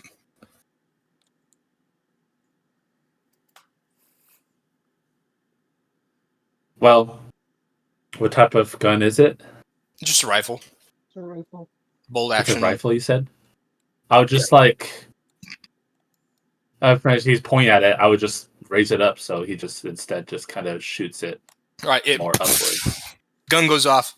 The bang echoes across the ship and off into the distance of the sea, to be heard by who knows what. The Amabiko does not flinch Yeah. as it stays there staring. I would... Can I see...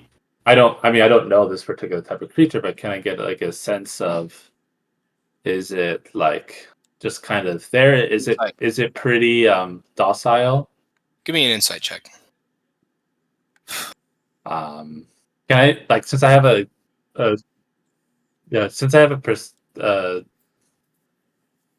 high animal handling, could you say I have that insight maybe with like advantage?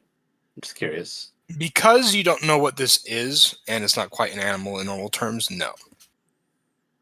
Maybe if you like you succeeded that That's nature fair. check, Okay. I would entertain that, but because you That's got a fair. 3. Okay.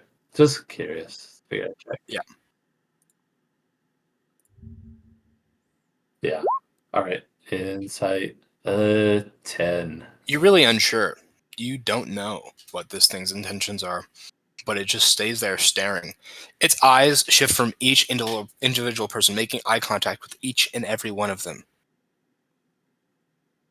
And as it's shifting, you guys just standing in line waiting for it to look at you. This sort of sense of dread and tension builds as it just methodically, almost mechanically shifting between each person until it goes back to the captain and simply says, "Fresh death follows one among your crew. An innocent soul seeks vengeance due. Before you next touch land, 6 will die, unless the debt is settled by and by." And then begins to slowly retreat down into the water until its head disappears and it is vanished. Can you send that message in the either general or campaign information? I'm gonna pretend like I'm really scared and grab that one guy's arm. The guy that had the gun?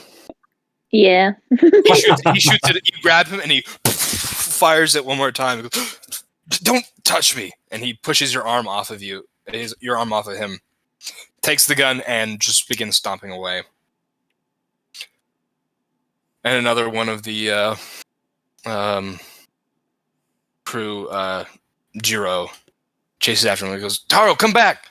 And runs off with him. Let me post this real quick. Fun fact, Amabiko are mysterious yokai which emerge from the sea to deliver prophecies. No metagaming, no metagaming. Oh, this is a different one. Never mind. That sounds. I mean, that's kind of this is what's a prophecy. happening. That's kind of That's what's what happening. happened, but no more, no more. Okay. We Fresh kinda death know what's follows hap- one we among kinda know your what's crew. happening. An innocent soul seeks vengeance due. Before you next touch land. 6 will die unless the debt is settled by and by. Okay.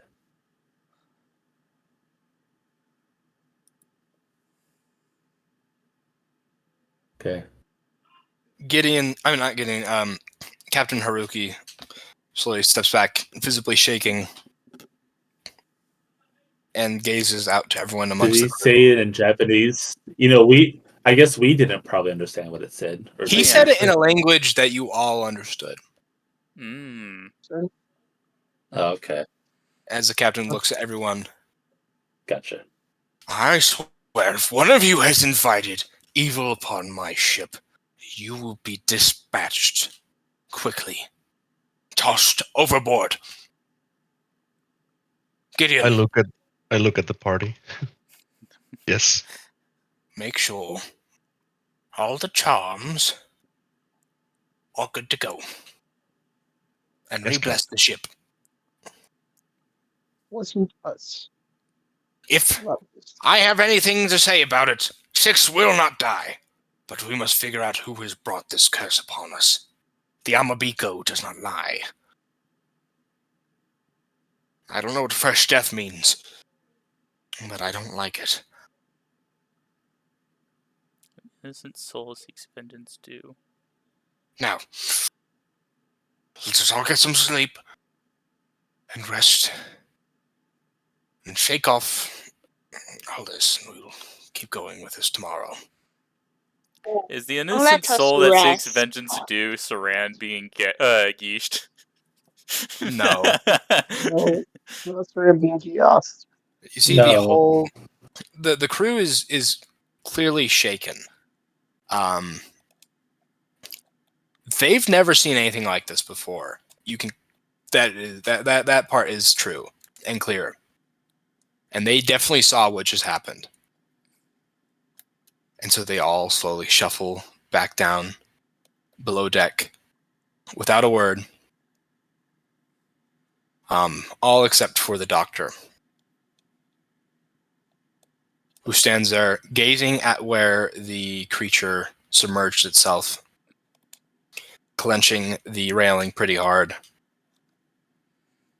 Who notices this? All of you do. And then he lets go, bows to the captain, and follows the rest below deck. You see the first hand come over to you, or the first man, whatever they're called. First mate. Kato. He comes over, looks at the rest, and he goes, I really apologize for what just happened. I've never seen anything like that at all, but I assure you the ship is safe. And we will get you to where you're going without any complication. But if you wish to turn back, we would understand. It's no worries, kind sir. Hold on 1 second. 1, The, 2, 3, 4, 5, 6. We have 6 in our party. Well, 5, but Yeah, we're pretending Ren inside in here. See, Kato is tapping his foot rhythmically, clearly like trying to process all this has happened, but is keeping a brave face. And he looks at the captain. Captain, are you okay?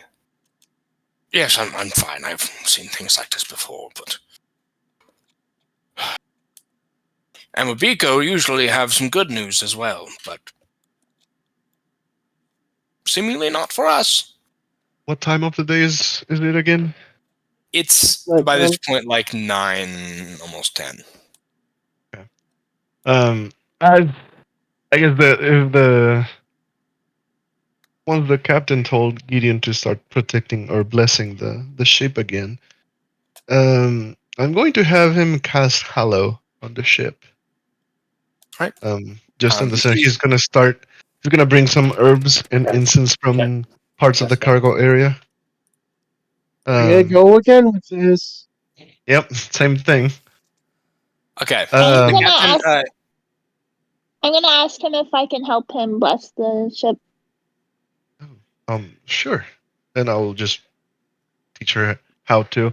It's gonna be disguised and it's gonna look a lot like just a regular Shinto blessing, but it's just gonna take forever because it takes 24 hours to cast. Oh. Yeah. Yeah. What is the spell? Well, Hallow. I'm just It's helping hollow. for like 10 minutes. now, What was it which again? part of the ship? Because this spell only covers a radius of 60 Like 60 feet. It would be closer to All the bridge of the ship, wherever the navigating controls are. Yeah, so where the captain's working. So, Yeah. so you and the captain return to the bridge, or go into the bridge. You see the captain keeps pulling out his pocket watch and kind of fiddling with it in his hand as you begin to set up all the oils, herbs, and incense. You begin lighting it all, making your hand motions and verbally starting to try and evoke these things as Aster just kind of joins in as well and kind of adds her own thing to it. And the captain goes to the helm and stays there, tapping his finger against the actual wheel, and keeps checking his pocket watch. And not even really looking at the time, just pulling it out, looking at it, and then putting it back. Very much fidgety. Rest of you, where do you guys go?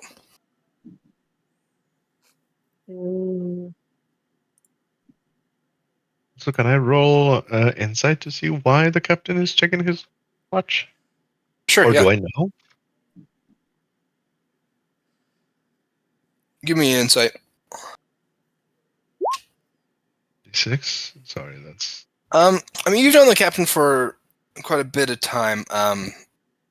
He's mentioned in stories he said to you before that the watch was a gift from his father, and he believes it brings him good luck. You see, this is kind of the start of his superstition. Right. Okay. All right, but yeah, the rest of you, where would you guys like to go or do? Is I there a think lot of for people on now, the top deck right now? Nope, they've all gone back to bed. Okay. Since no one's out on the top deck right now, Saran's gonna go dragon form and fly high up in the sky. Just kind of think to herself for a bit. All right, you go up, your wings catch the breeze, and you simply glide in this relaxing torrent of air in the perfectly quiet night sky. Saber is going to go ahead and go up to his spot under his bed, but he's not going to go to sleep. He's going to kind of stay awake for a little bit, see if anyone does anything sus. Are you going into the room just like sneakily at all, or are you just going in normal?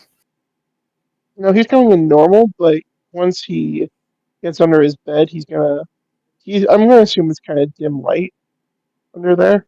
It's all pitch black. So All torches have been put out. There's no ambient light whatsoever. yeah, so to make it even harder, if someone does try to notice him or something, he also has Skulker, so he can't be seen. Okay, so pretty much they don't know you came into the room, Hmm.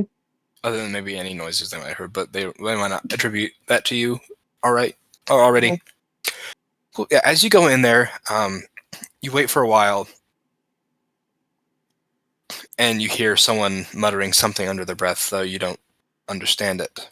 But you hear another person mutter something back.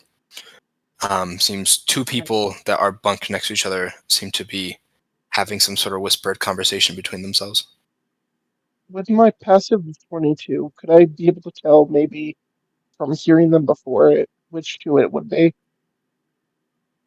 Give me insight. Give me insight to see if you know their mannerisms enough to notice or know who they are. Okay.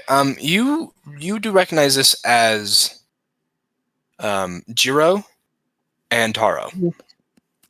Okay. So the one with the rifle and the one that went off with him earlier. Who I think it would be. Okay. For now, I'm just going to leave it be there, and then just. Oh. I'm also just gonna do a quick little pat down of my area, just to get comfortable like a cat would. Okay. Drake, what are you doing? How? One second. I'm trying to see how long this one thing lasts.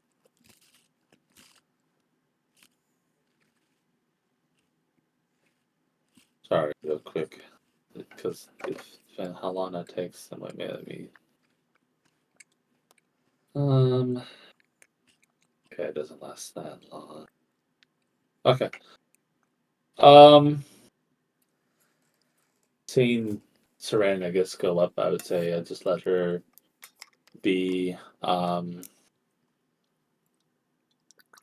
Gideon asked her doing that ritual. At least she's helping him with that. I guess I would try to see more about like real quick like the captain and see what he's doing. Yep. So you go to the bridge, check on the captain. In that same room, you see Gideon and Aster both engaged in some sort of ritual surrounded by burning incense and herbs. And it smells quite good, actually. And you just see the captain locked eyes through the viewport of the bridge out onto the ocean, gripping the helm, tapping his fingers against it, and then looking into his pocket for that watch. He doesn't really even notice you're there.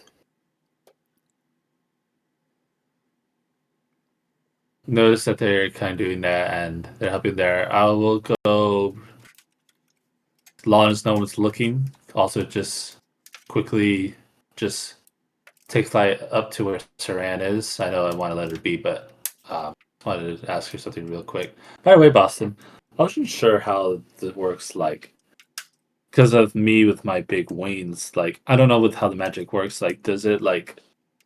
I know maybe like I have to maybe try to navigate through like the narrow stuff and down there with my wings, but like, do they notice or like do they Your feel wings would be blended into the rest of your body anything? in their vision.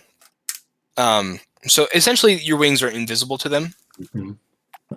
Though if they were in direct like eyesight of them for long enough, they might develop a Gotcha. headache because it's a lot of work for their brain to erase that out of the vision. But they are not aware of it, and you Gotcha. just look pretty normal. Yeah.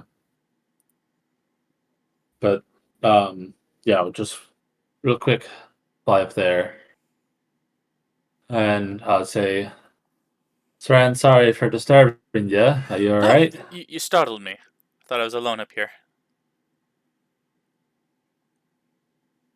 It's okay. I'm Um, doing all right. I just wanted to Just have a lot of conflicting check in thoughts on on my you. mind. I just don't feel right. Yeah.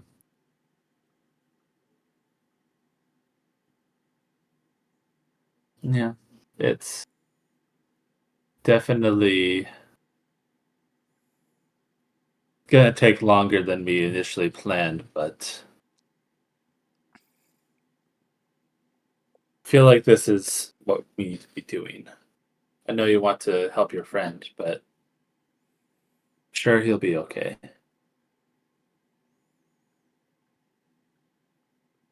She just But stays in the quiet meantime, I was through wondering. that.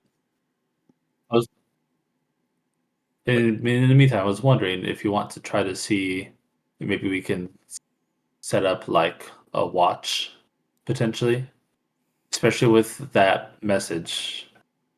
I feel like something might happen tonight. It could be in our best interest. I have a theory concerning it. It did mention 6 people that would be dead before we touch land next. We have 6 days left of travel. My gut's telling me that someone will wake up dead every morning or something along those lines. Yeah. So I Hopefully don't it's know none if of we should us. try to, if he'll do it. Yeah. But I don't know if we should keep watch out here or if we need to keep watch over everyone else, but then that'd be pretty hard to do. Um, if you want to, like, I can watch first, and then maybe if you wouldn't mind watching after. Like the deck or down below? I think just the the deck Well, if it's just the deck, I can for watch right first since now. I'm already up here. That's true. You can do it first. I will join Gideon and the others for right now. Then wait till they're done and just come find me. I can do that.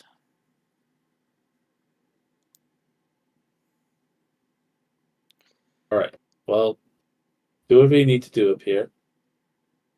Keep a watch. Keep an eye out.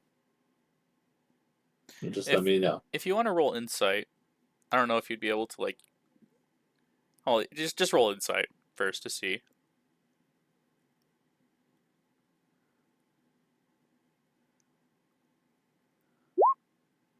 $18. Okay, with that roll,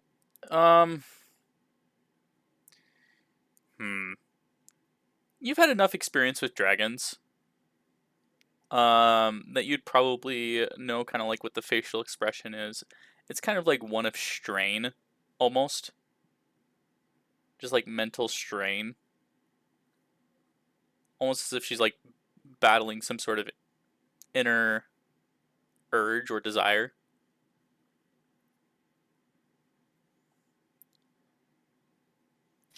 Are you sure you're okay? I'm fine.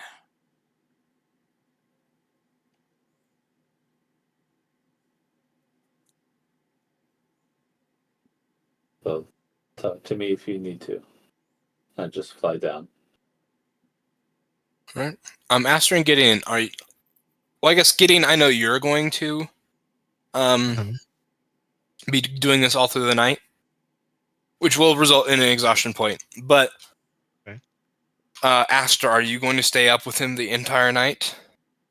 No, I'm gonna make my way to bed. Okay. All right. So I'm gonna be Oh, like, yeah. thank you for this opportunity. I need to sleep now. Good night. All right, Aster. At which point, probably Also- when she leaves, I would probably come in. Also, Boston, the second effect I'm gonna add is the courage one. Okay. So, yeah, so creatures can be frightened. Within the area. Sweet. Yep. All right. I would come in and be like, mind if I join you? Oh, absolutely. You can. Me and Seren are gonna keep watch. Okay. I'm just gonna maybe get a little bit of rest here. Give a little And then bit. she's gonna come and get me. I hope that you can protect this place, because I fear that someone might die tonight. Hope not. I think it's more important to find who has invited evil. Maybe if we can resolve that, nobody has to die. Who's that man? Who's that man who tried to shoot the creature? I forgot the name, but what is the name, Boston? Taro. Oh, that's Taro. What do I know about him? I guess I don't know. Give me history. You don't like the crew specifically changes out every now and then, and you Okay. haven't had direct communication with. That's a low history. roll. Oof. Oh, wow. Oof. History. Sorry. Oh, that's a little bit better. From what you know about him, he just seems a little. I don't know. He's usually fairly quiet. Often shirks his duties. Even the captain's kind of been considering firing him. He's not very reliable. Was that the one that you said at the beginning that I always had some off feeling about him? Yeah. He's just kind of a weirdo. Very quiet, keeps himself. Okay. And yeah, is just very unreliable in his job. Wait, I had a missed opportunity of doing this earlier, but there we go. Right. There's an imposter. There's an Yes. imposter among us. Oh my gosh. Someone's sus. I think it was red. Always right. Anyway, okay, I'll just explain that information back to Drake. Do you think maybe he's the one who brought evil? Well, I don't think I can really accuse anybody of anything without proof. In the be, and in my experience, that has never ended well.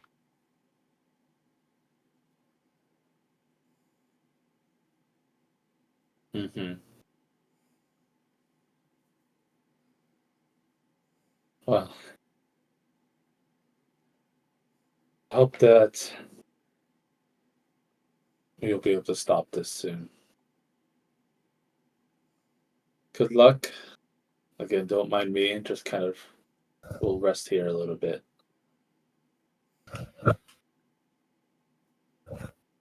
And he'll just continue with the spell. All right. So the only man is Saber that's sleeping. The only man sleeping is Saber. And then Astra is in the girls' quarters. Is that right? Yeah. Okay. Saber, just give me a perception check at disadvantage because you're asleep.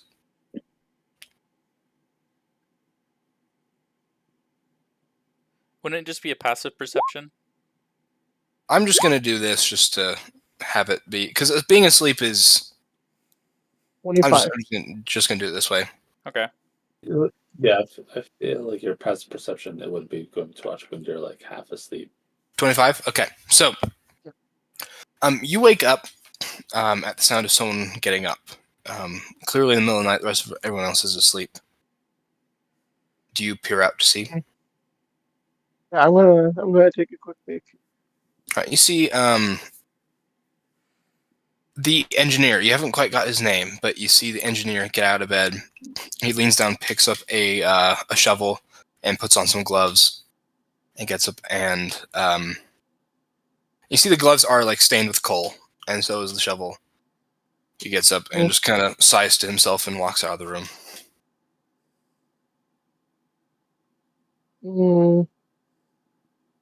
Saber is going to go ahead and stealthily follow him in the dark and skulking.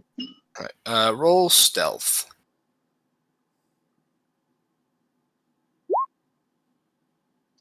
Oof. Too easy. 31. By the way, Alrighty. Boston, Never saw a if thing. it means anything, Saran is not going to get Drake to swap shift with in terms of the watch. So Drake will probably Drake will probably stay asleep through the night. Saran's gonna stay watching the whole night. Mm-hmm. Okay. Yeah, Saber, without any problem at all, you follow this guy.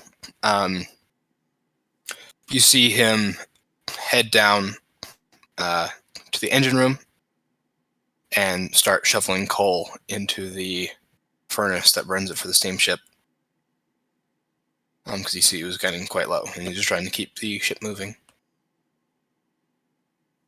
And then after doing that, Man's just trying to do his job. Sets the shovel up against the wall, takes gloves off, smacks the coal off of them, sets them down, and begins heading up towards the deck.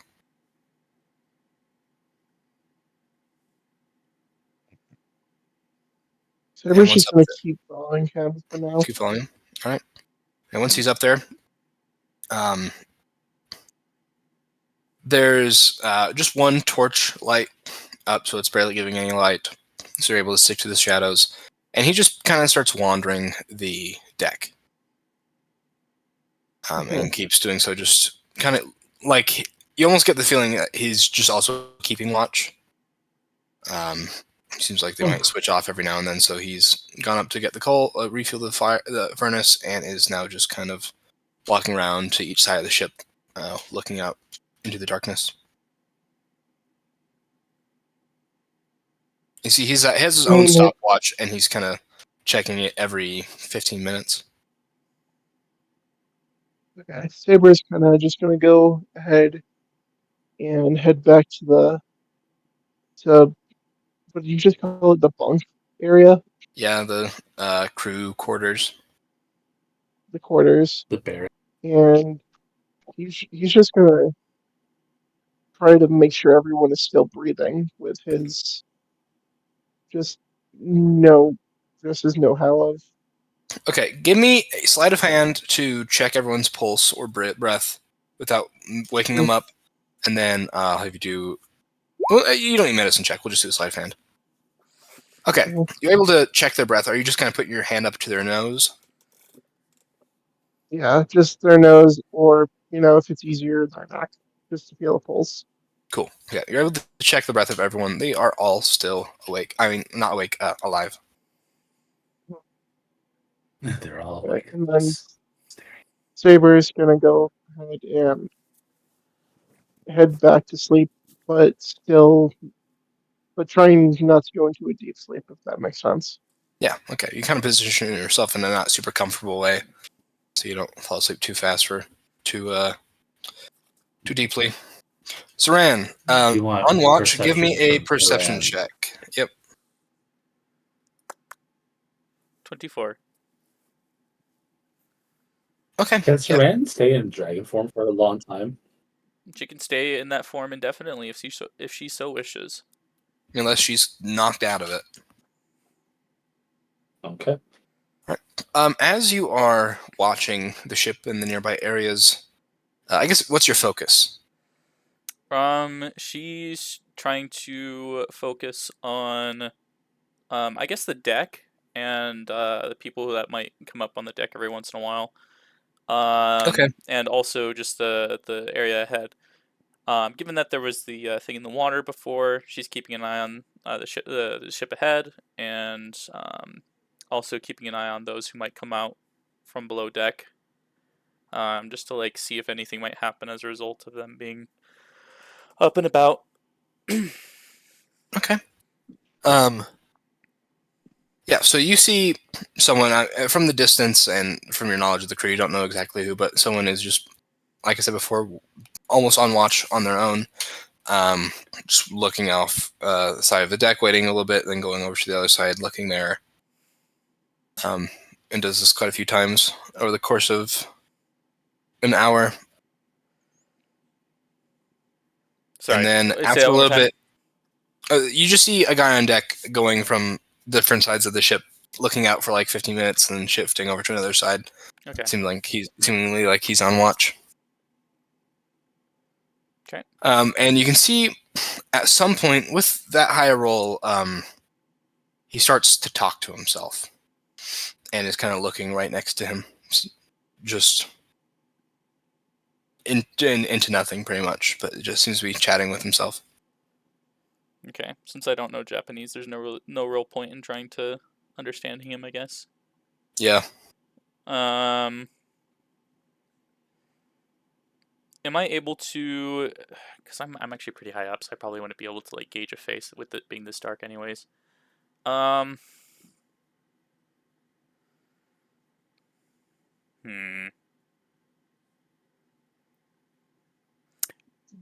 Is there anything that stands out about his uniform at all that might stand out among the rest of the crew, or just anything like that? He's in pajamas. He's in pajamas. Okay. Is it pajamas that might stand out among others, or is it just the casual? No, just standard. Standard pajamas. Okay. Single onesie type pajamas from the 20s. You can see a bit of well, actually, I don't know, because you're pretty high in the sky, right? Yeah, I'm staying kind of out of sight, out of mind. Yeah, more specific details you probably can't see unless you got closer.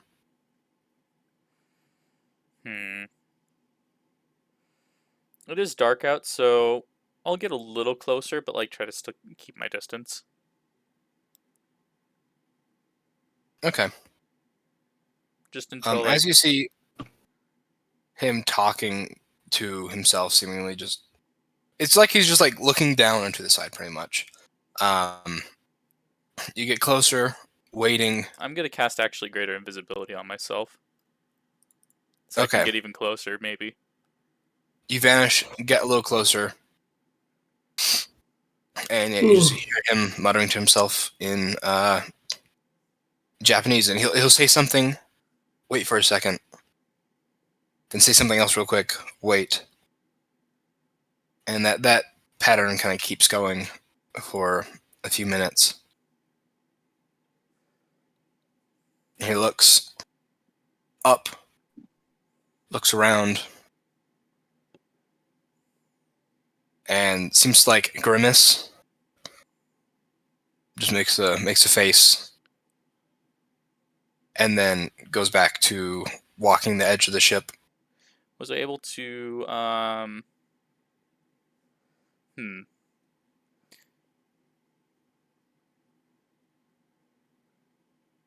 Let's see. What were some characteristics that stood out since I got closer? He had coal dust all over his face. Okay. He's a 40, 50-year-old man. Very sea-worn, very wrinkled. Looks older than he should. He looks like he's like 60 maybe. But he's quite well built. He seems to be a strong guy.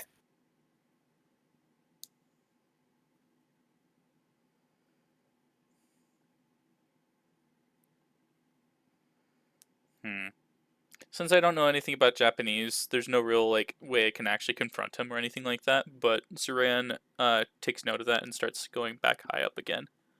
All right. Just taking account for that.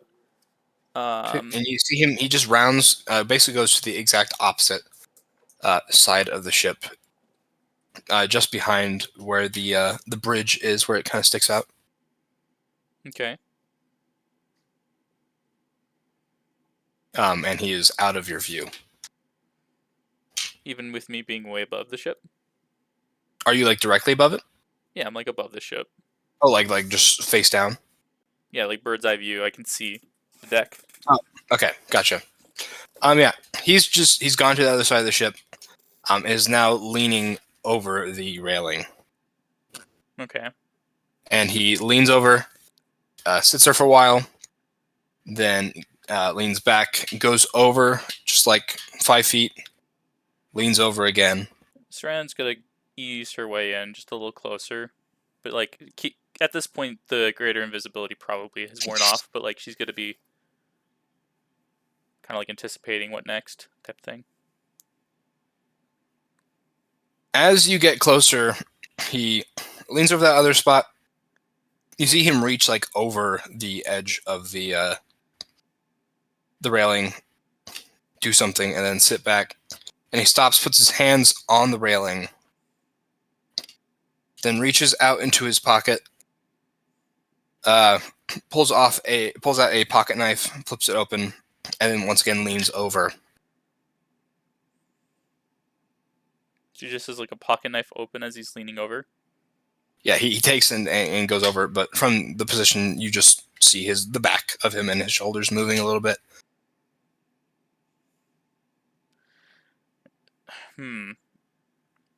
Saran is going to land, like find a kind of stealth land almost, and kind of go back into her normal form. Do you want me to make a stealth check at all? Yes, make a stealth check. Because your wings would make noise as well. So kind of find a way to not beat your wings as much. And also...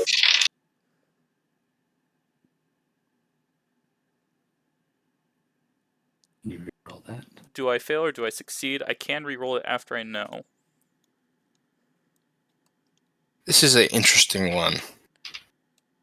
Is it a match?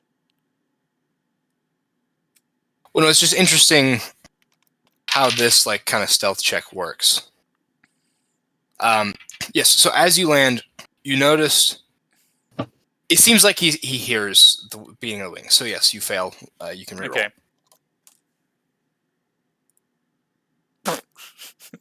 There goes that sorcery point. Huh. Okay. But I transform like pretty quickly as I'm like on the ground, so that way it's like... Yeah, so you kind of glide down, transform, and you sort of hit the deck a little hard. Not too hard, but a loud like footstep. And you can see he looks over at you and pauses for a moment, just staring, blank expression, then waves and smiles, and goes back to what he was doing just for a split second, and leans back over and walks over another 4 or 5 feet, and leans over one more time.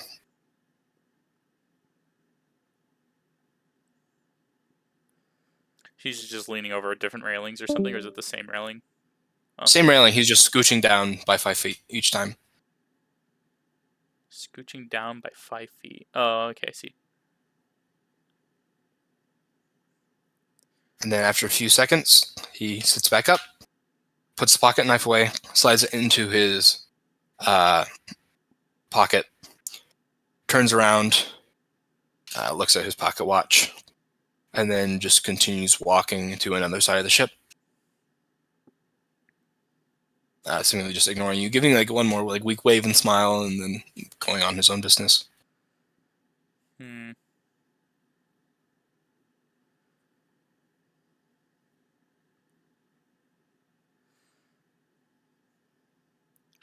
Saran will shrug it off, because she thought he was gonna jump off or something like that. Mm-hmm. She's gonna shrug it off and just return to her patrol thing. So she's gonna kind of find a spot that's no one might be there, and then just Yeah, you kind of go to the opposite side of the ship that he is, and jump off, and then transform and ascend into the sky. And I'll return to the same position I was. Just give me one more perception check for the night. Okay. Okay. Wow. Okay. All you really notice over the course of the night is that the guy, at about the 2-hour mark since he got up, goes back down. And then a few moments later, someone else comes up to replace him and keeps up what he was doing. Except you notice they never once lean over the side of the ship. They just keep going from side to side, looking, never leaning or bending over or doing anything. Okay, I'll take that into note and consideration. And that is it, pretty much, for the rest of the night. Nothing spectacular happens. That cycle continues right until morning. As you are quite tired, you're able to ride the breeze, but at a certain, in intervals, pretty much, you would have to drop down, rest, go back up. And you are tired. You spent the whole night, so you have an exhaustion point. Gideon, same for you. You guys pulled all-nighters, and Gideon, you are a little less than you're 8 hours in, pretty much. So you have 16 hours remaining. Okay. And you keep that up. The captain, you notice, fell asleep at the helm, still standing up and gripping it, with one hand with the pocket watch, and he's just now kind of leaned over the helm itself and using that as a rest. And with that, actually, no, I'm going to keep going just keep going a little longer. Yay! I was panicking. Morning comes. He wants to set it. Awakes. The person who just recently did watch goes back down for another 2 hours of sleep, and the rest of everyone starts getting on what they're doing. Some people go to start swabbing the deck. Some of the deckhands, including Taro. Saran, before it starts getting too busy, she gets down and back on the deck. It's probably as the sun starts to be, Gotcha. At least some sunlight starts to be seen. Yeah, and you can see deckhands going around and cleaning until one stops. He yells out in Japanese, "Captain! Captain!" Gideon, you're the only one understanding this. Okay. The captain snaps awake, goes, I wasn't asleep. And then opens the door and heads over. What is it? Captain, and he points over the ship, which is all you guys are getting. The captain leans over, goes, "Oh my God!"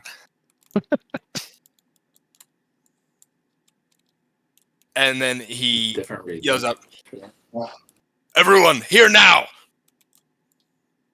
Somebody's cut off 5 talismans." And as you guys look, those ropes are kind of tied around the edge of the ship with those paper protection talismans hanging off of them. 5 of them have been cut off. I know who did that. In fact, that whole section of rope has been cut off. And there's a gap of 5 talismans. As the captain turns, everyone who is around and able to hear him has gathered. Now,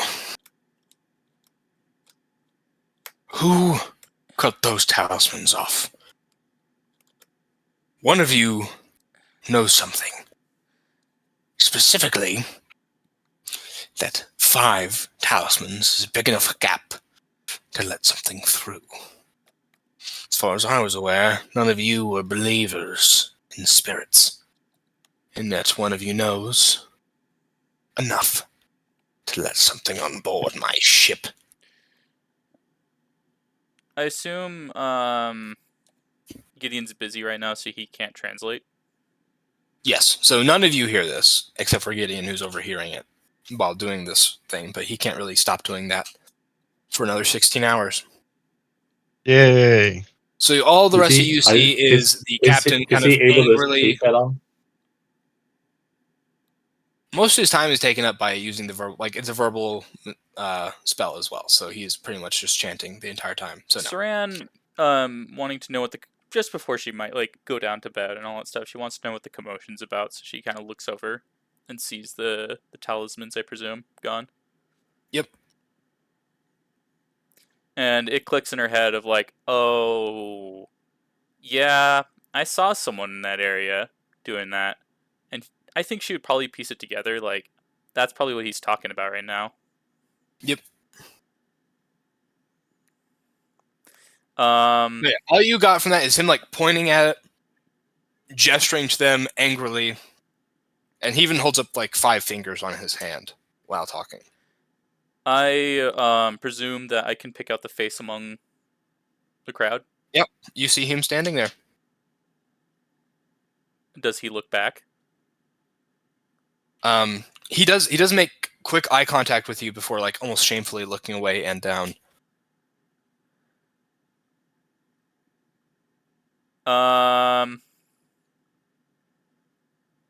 Saran, knowing that there's a language barrier, but she's gonna at least try to communicate it. She's gonna tap the captain's shoulder. He like startled by your touch, turns around and smiles and says, "Good morning." He's going, not he. She's gonna point towards the individual that she saw. He sees you do this, looks back at you, and then he points to the side of the boat. She nods. Noboru!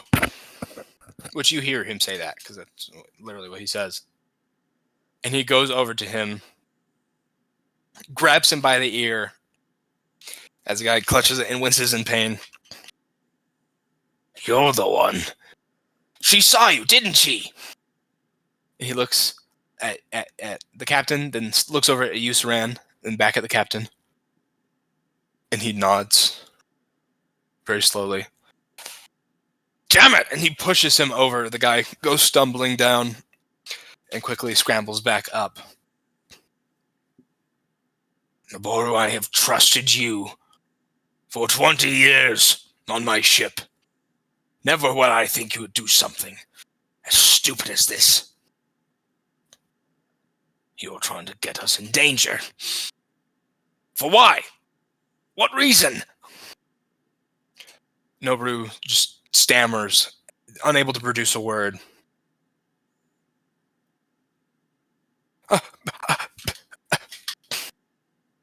At which point, Captain Hakuri, grabs him by the ear again and tosses him over to some of the other crew members who grab him. Throw him in the brig, and he points to a jail cell above board or above deck, right in front of the steam stack. And they drag Nabaru over, open the cage, throw him in as the captain goes over to lock it. I'm disappointed, Nabaru. If we get back from this, I'll make sure you never work in the boating industry ever again. And the captain returns to the bridge. And that is where... We're just like... Oh, please. I'll let you do what you're doing, and then I'm going to end the session. But yeah, continue. I was just going to, real quick, just go up to Saran and be like, Saran, what happened? You were supposed to wake me. You look exhausted. I decided to pull an all-nighter.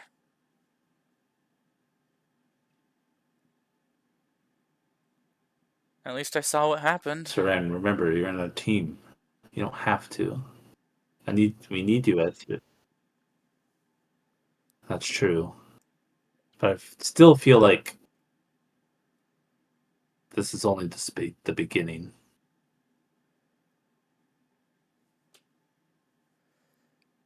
I'll be fine.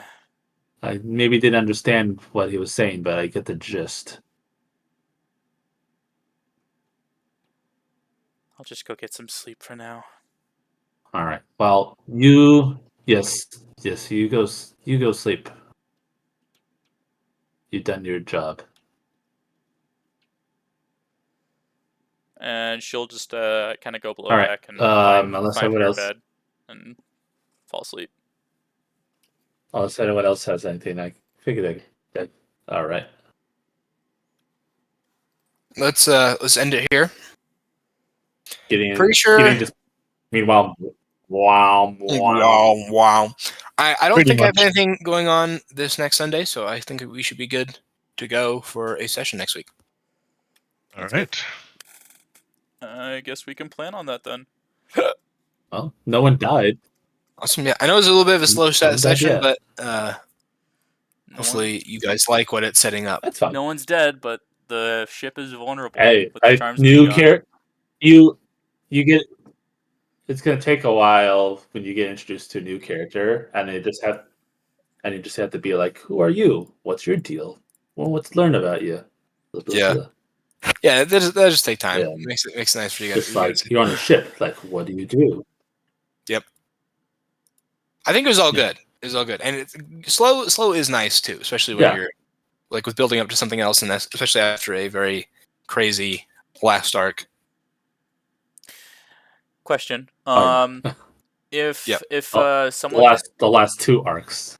if someone only has a name, would they be able to cast sending on that individual? Just They the need name, to be not like their you need to be familiar face. with it. Yeah, I think you have to have like met them before at least. Okay, that's. I guess we're at Who the are you mercy. thinking? I was at the mercy of. I guess we're on the mercy of Ildezen for him to come rescue us, or not Ildezen. Sorry, Xantris. Not necessarily. Because we don't have a way to get back. I do have the divine intervention though. True.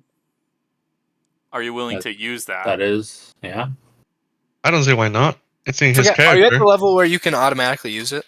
No, that's a level 20. Oh, okay. But you have a 16% chance. Fun. It would be nice to have a cleric back in the group. Yeah. I hope you guys like what's coming up. I'm excited. I think different change of pace.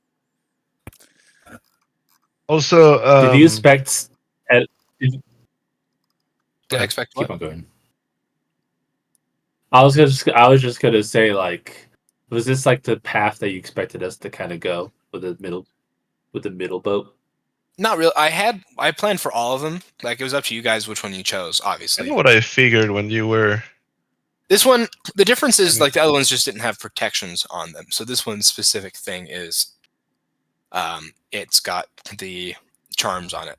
Because if you chose one without charms, any evil yokai or spirits would have full access to the boat. In this case, there is a chance that the person doing it was stopped just based on how things went and what characters chose to do. But as long as, like, if the charms were protected the whole time, then you might not run into some yokai. So it's just like, I was fully prepared for each choice. Would some of the crew members be reused for each boat? Probably. There's a lot of crew members to make. I mean, we only actually Yeah. had 2 choices. Exactly. Someone. But like, also, like, depending on what boat you chose, the crew size would be different, and some of the obstacles would be different. Like, if you chose the one with the deck that's like pretty small and there's not as much crew, then it'd be a very different experience. But I anticipated both of them, and I knew the session was gonna be like long enough to get super deep into anything. So, like, if you made a choice that I hadn't prepared for as much as another choice, I would have time to prepare it between now and next week. But yes, this is one I kind of expected to be chosen. Do you think next session we would? Well, do you think next session will end with us getting to the place, or do you feel like we're going to be out on sea for a couple of weeks? As long as we are quick about like decision making and don't like go off on too many tangents, like as long as we're keeping the flow of the game pretty good, and we're constantly doing things, then it's possible that we can get through it all. It honestly just depends on how it all goes, but I am expecting this to take like at least another session and a half, and then we get to the island and everything.